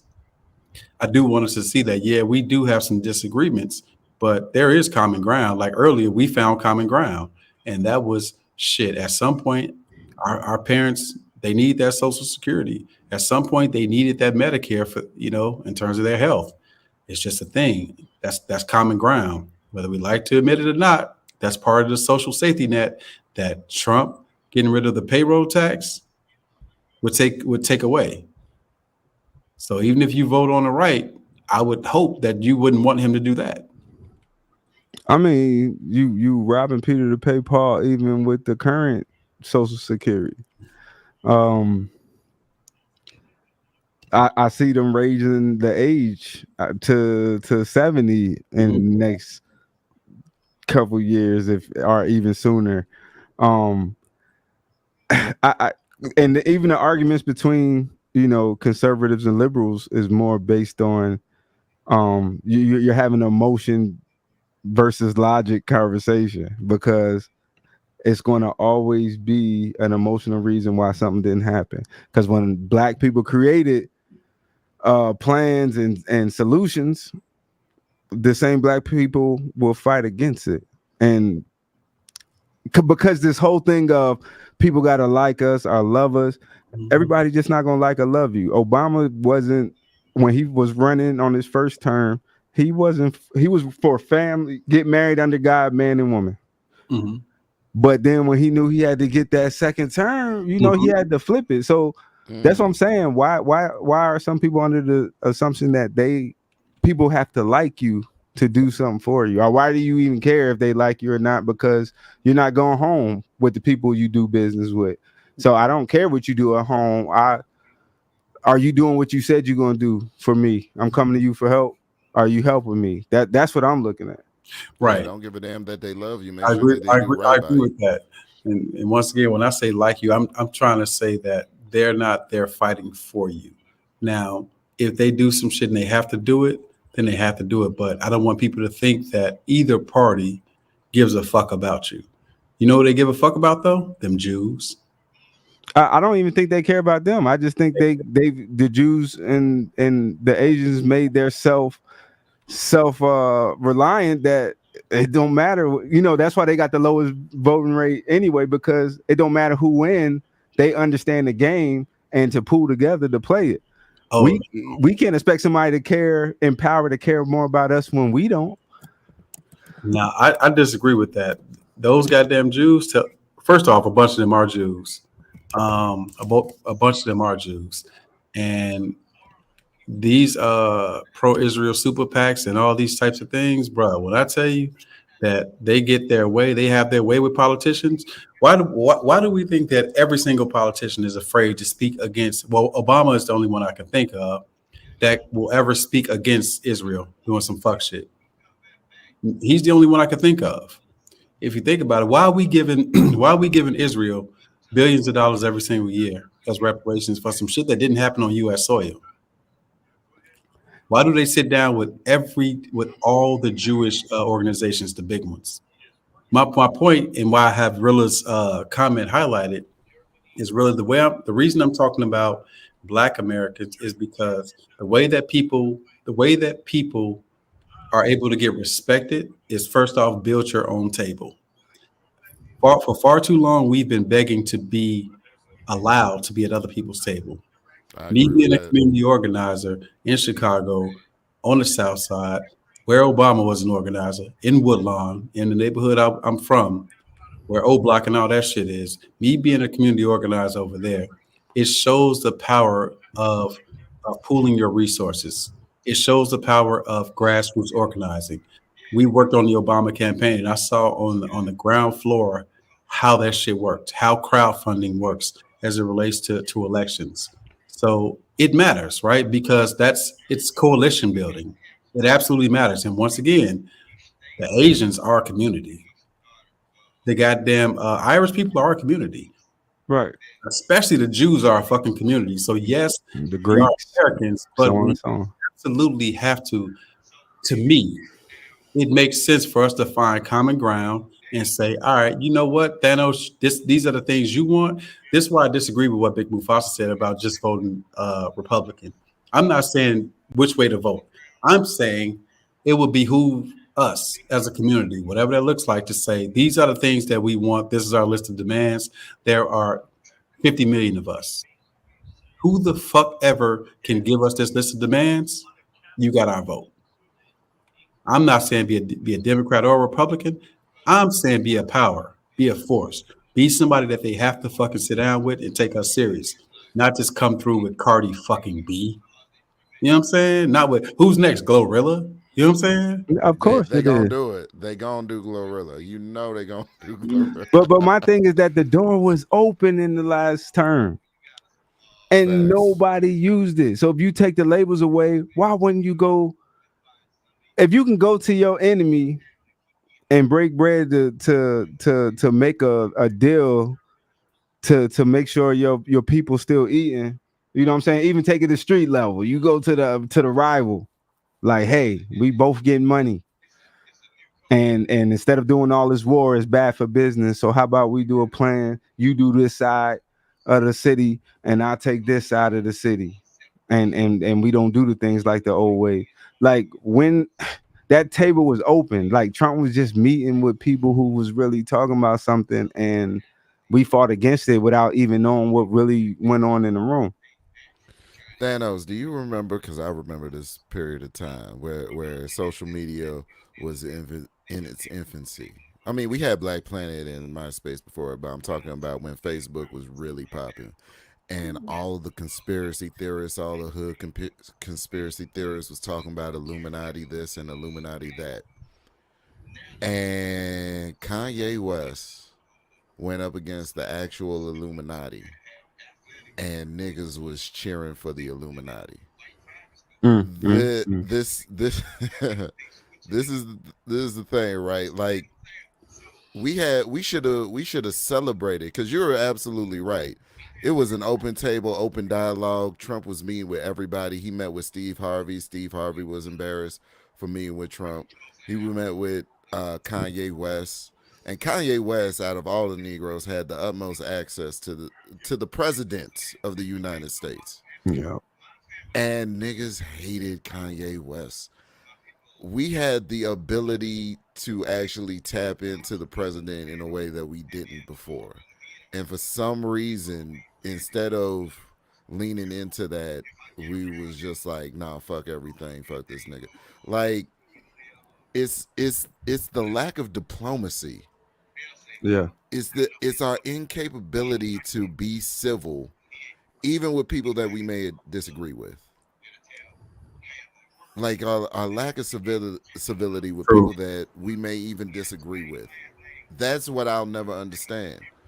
Because the only way to resolve that, like the logical conclusion of just being at conflict with people that you constantly disagree with, is war. And good luck going to war. Like niggas used to, back in the days I'm talking about, when niggas was talking about Illuminati like that, the hood conspiracy theorists and all that. Niggas was talking about going to war with the U.S. government. Nigga, we got guns, they got tanks. Who you think is winning? Like, you're going to have to come to the table at some point. You're going to have to talk. You're going to have to use your mouthpiece. It's not going to be about you constantly requesting something of someone who's in a better position than you. That's just, I just don't understand. Yeah, that's why I all just this don't shit's understand. tricky, man. Y'all bring up some good points. Big Mufasa talks about getting businesses in our communities by giving companies incentive to be there and hire us. But even when they do, we sell it. We always sell our leverage. Even when we got a chance to pool power together, that individual say, "Hey, shoot, I can make $1 billion. Yeah, I'm selling this." So it's like anytime we get some sort of power, it's for sale. Yes. And that's another Yeah. thing. That's another dynamic that's different than back in the day because everybody was talking about, you didn't want to be a sellout. Until niggas actually own businesses and start selling out, it was uncool to be a sellout. But niggas get businesses, work them up into a point instead of passing them along to the community or somebody else. They sell them. Yeah. Usually to people outside of the community. Because social media is here. So why do we need these white record labels? I totally agree. This is the funny thing, right? I totally agree with what y'all saying, man. Like we don't. Direct to consumer is the way to go. Cut out the middleman. Don't be a slave. Mufasa, in terms of these big companies getting incentives, some places have things like that. New Jersey has money. I believe it's still called, I think it's called second chance money now. I don't remember exactly what it is right now, but basically it'll pay it'll pay the salary of a person you hire for I think up to 2 months right now. I think it is now. I hadn't dealt with that program in some years, but they'll pay their salary for a while. Then it gives you a chance to test drive them, get them trained, and then you can decide if you want to hire them. But so that's just one place. But I think that happens on a local level. Speaking about Chicago, Chicago has aldermen. Other places may have council people or whatever you want to call them. And so the alderman's job is when they bring companies into the community, they're supposed to negotiate. They're supposed to negotiate set asides where you have to hire X amount of people from this community when your company comes here. That's for local politicians to do. If you don't mandate that, then they won't do it. Trickle down does not work. We've seen time and time again it just does not work. So yeah, you can incentivize them, but it's a matter of how you get to that point. Because if nothing says they have to do it, then people gonna maximize profit. It's gonna go to shareholders. It's gonna go to stock buybacks. You know what I'm saying? That's what happens. I mean, but it goes. I mean, if you utilize baseball for it, if that trickle down economics is a fly ball, and you're not in the right spot with your glove ready, you ain't. It's not gonna work regardless. Yeah.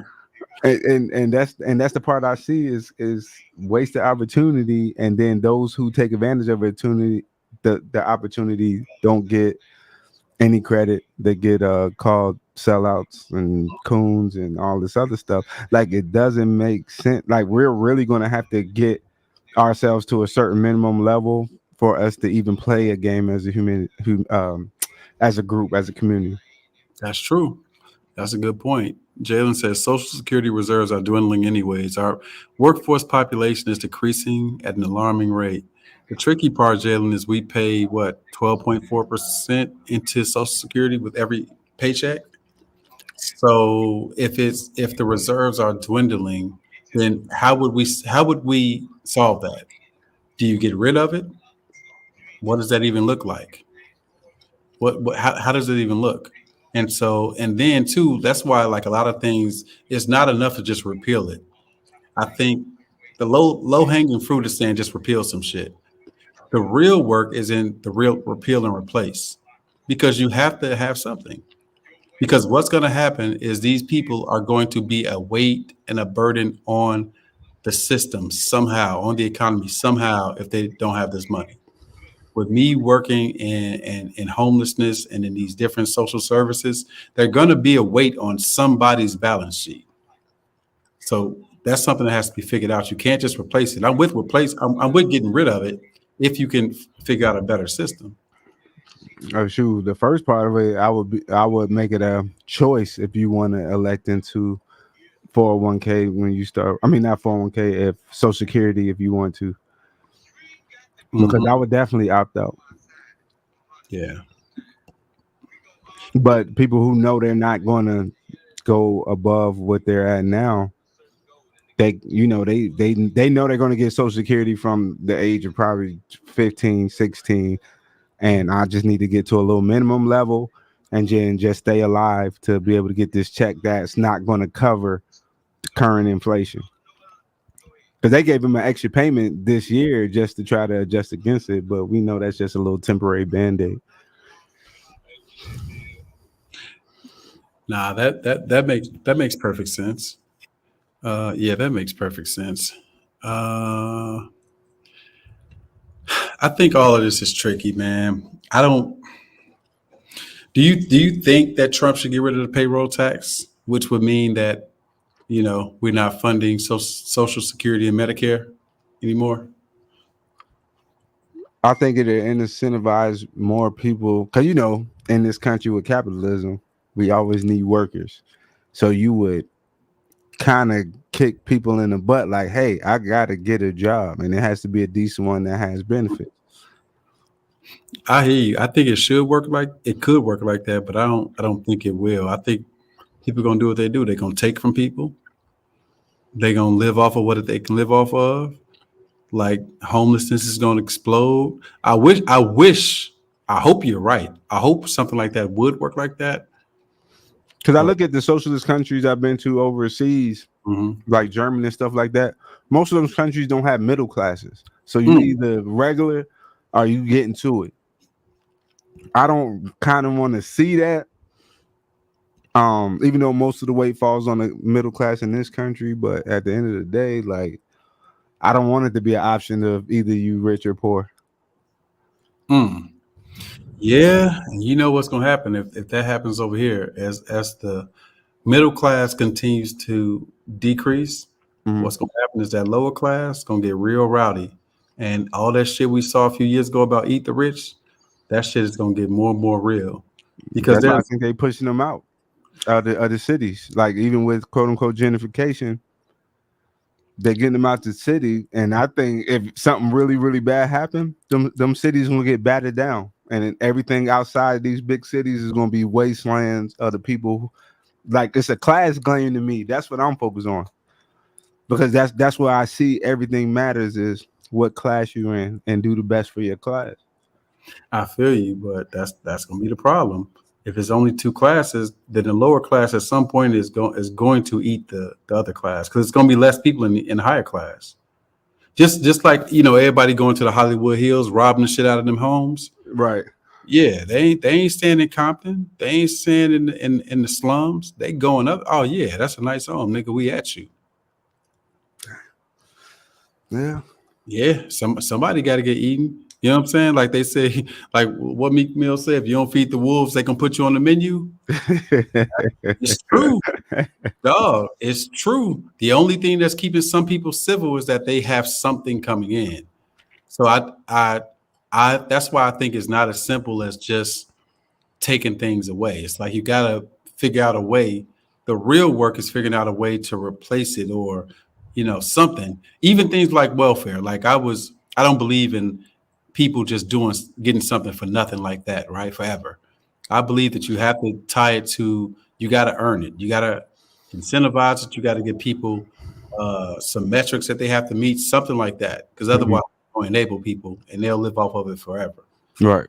So, and I think that should be common ground. Like, yeah, okay, you can have a crutch, in case of an emergency, but we're not going to be a permanent crutch. Or at least make them work, like have some setup where a lot of the jobs that instead of government contracting people to do certain things like clean up, administration, things like that, you make those people on those things work it. So now you got a workforce that, what I'm saying, even though you're paying out money, you're also getting, sweat equity from them. That's true. That's true. But that's why I think there's room. I think a lot of these conversations like Poppy, shout out to Poppy Blanco. He was saying earlier, like, people show up for them dick and pussy conversations. If we was over here arguing and fighting, calling each other bitch ass niggas, then people would show up. Right. But that's what people like, man. This is exactly why there are so many low information voters, because a lot of people are not interested in a civil conversation that can kind of be a brainstorming session, can kind of be a think tank, but it's just a bunch of civil people who who can disagree on certain things, but none of us have been invited to suck the other one's dick. You know what I'm saying? Because we disagree. No, that's exactly right. That's exactly right. Like, they got to be good faith, and if it's not, you only can pretend for so long. Yeah, true. That's very true. That's very true. Now, I think this has been interesting, man. I like the opinions. Y'all didn't change my mind about Trump yet, but I'm telling you, you're not gonna change it until until when it comes to politics, going more logical. Nope. I feel like I'm very logical with it. I just the benefits. If now look, this is my whole thing is if a Republican candidate is really going to do the things that I care about, then I'd vote for him. I'm an independent. You know what I'm saying? I don't fuck with Biden. I didn't fuck with Hillary. I'm an independent for real. So my vote can be up for grabs, but you're not going to just tell me we're not the other guys and get my vote. I think that's lazy politics. That's it.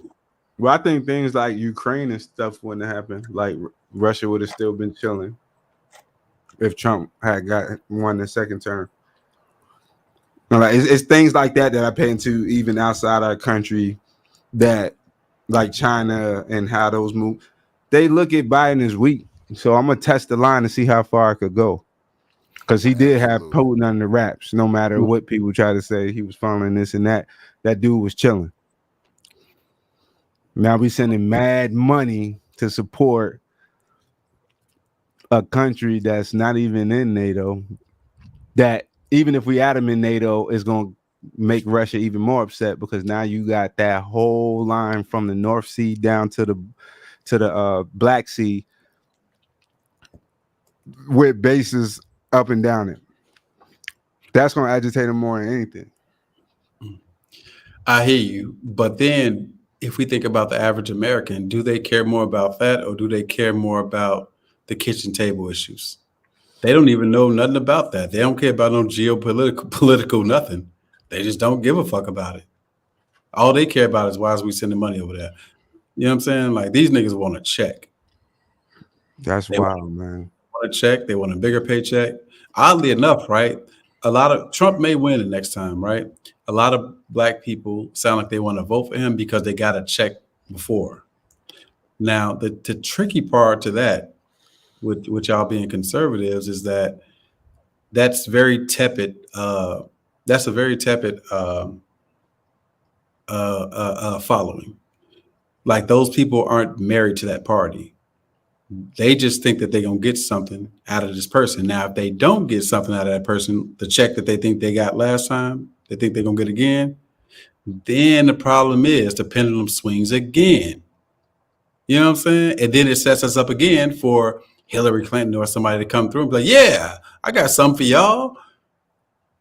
And then we still don't stand for nothing. We just go where the wind blows. We're not dictating terms. And that's one of my biggest fears. Yep. I mean, the people better start paying attention to geopolitical topics, because just like Jaden said in the chat, WW3, who you think they're going to utilize to fulfill those military positions that's, they already struggling for recruitment now. But to me, I say this is the best time to go, because we ain't doing too much right now. Right. Besides the special operations doing their thing constantly, it's no big units that's in a war position. But the tricky part is the niggas in West Baltimore ain't gonna give a fuck about that. The west side of Chicago don't care about none of that. They don't care about that. Baton Rouge, them niggas don't care about that. The Lower Ninth Ward in New Orleans, they don't care about none of that shit. Nigga, in their mind, they going through World War III every day, dodging them bullets. Them poor trailer park people, they don't give a fuck. They just don't. And there are more of them than there are us. I'm just saying. See that? So that's my thing. If I can't bring my community along, we're gonna have to Oregon Trail it, and I got to find my tribe no matter what color they are. True. Maybe the other outcasts that's in the upper echelon who don't have, part of a big group, and maybe that's just gonna have to be my community. Of course, I wish I could help everybody, but shoot, just since I've been back from overseas, whether it's young or old, especially on these panels, like people just don't care about the stuff that will make their life even better. People don't even know like they got IQs and intelligence to be able to do something that will send them to the moon financially and allow them to really help and bring resources back to the community. But the first thing we do is glass ceiling. I'm gonna be born here. I'm gonna go to school here, be raised here, and die here. And I hate to see it. Yep, I totally agree. But I just, I just find all this interesting, man. I don't think as many people care as we think. And I do think a small sample size of that is all of our panels when we have serious topics. They tune in for the fuck shit. 500 people tune in for some fuck shit. But serious shit, you get 100 something, 200, depending on the channel. You know what I'm saying? Or a small channel like me that's just starting, you get 20 something. Mm-hmm. You know what I'm saying? If Jay Prince is over here talking shit or Beans is over here cussing people out, then you can get 80, 90, even on the new channel. You know what I'm saying? So I just don't think people give a fuck. So that's why I say it's gonna be a thing where they're gonna die out anyway. So it's only gonna be a small percentage. So maybe that's just the true reflection, visual reflection of what's going on outside. Yeah, that's true. So like it's crazy that many people don't care, and it's just scare me more than anything, man. Our forefathers died for some of these opportunities we got now. Mm-hmm. And you just waste it. I'm not saying you got to change or lose everything. Like me and you, I consider most of our walks, really close in the line together. Yep. Like we understand how to move in the street. So that's that street smart, book smart, and common sense. People with those three attributes are the dangerous in a good way people. Absolutely. That's the people that's going to go get it because they're going to know when to dip in what bag. Yep. So all you got to do is manage your emotion, control what bag you need to be in at that moment. Is this worth it? Is this disrespect that'll take me, make me lose everything, or should I just go ahead and just step back because I can't take street cred to Wells Fargo and Bank of America? I be telling young boys that the worst credits you can have in the world is street cred. Street credit. Nothing but street shit. It ain't good. I like that one. Eat your kids. It can't buy you a house. It ain't gonna buy you a car. It can't start a business. Street credit is the worst credit you could ever have in your life. Yo, I like that better. Let me get a hoodie. For it. Man, real quick, next week, man, we're going to talk about the Democratic Party, or as y'all call it, the Democrats. I think that should be interesting, talking about them and talking about Biden. Told y'all, I'm not a Biden fan either. I got smoke for Trump, but I got smoke for Biden too. You know what I'm saying? I give him credit for whatever he does, but next week we'll talk about the other side. The other thing is real soon, hopefully within the next 2 months, I want to launch my new thing, which is called Pitch Deck. I talked about it yesterday. It's going to give people a chance to present us with their businesses, and we get to decide if we want to throw some money in the pot to help people with some seed money. So instead of us paying $50 or $100 to kick somebody off a panel, it ain't nothing for Jalen to present something to us, and we believe in it. And Jalen can walk away with $3,000 for a business along with some mentorship. So in that way, it's kind of like a small business incubator or accelerator, depending on how you define it. And I would love to say that we congregate every day and we can actually do something that's going to help somebody. You know what I'm saying? Instead of just talking shit all day. So, man, I definitely appreciate y'all for coming through, man. Definitely appreciate it, man. And we'll be right back next week talking about more shit. And, hopefully people will tune in more. If not, then I don't really give a fuck. I care about the exchange of ideas. Facts. Thing. So, my brother, Don, I'm about to end it. My bad. It's my brother, false media. That's my brother. That's my nephew in that picture.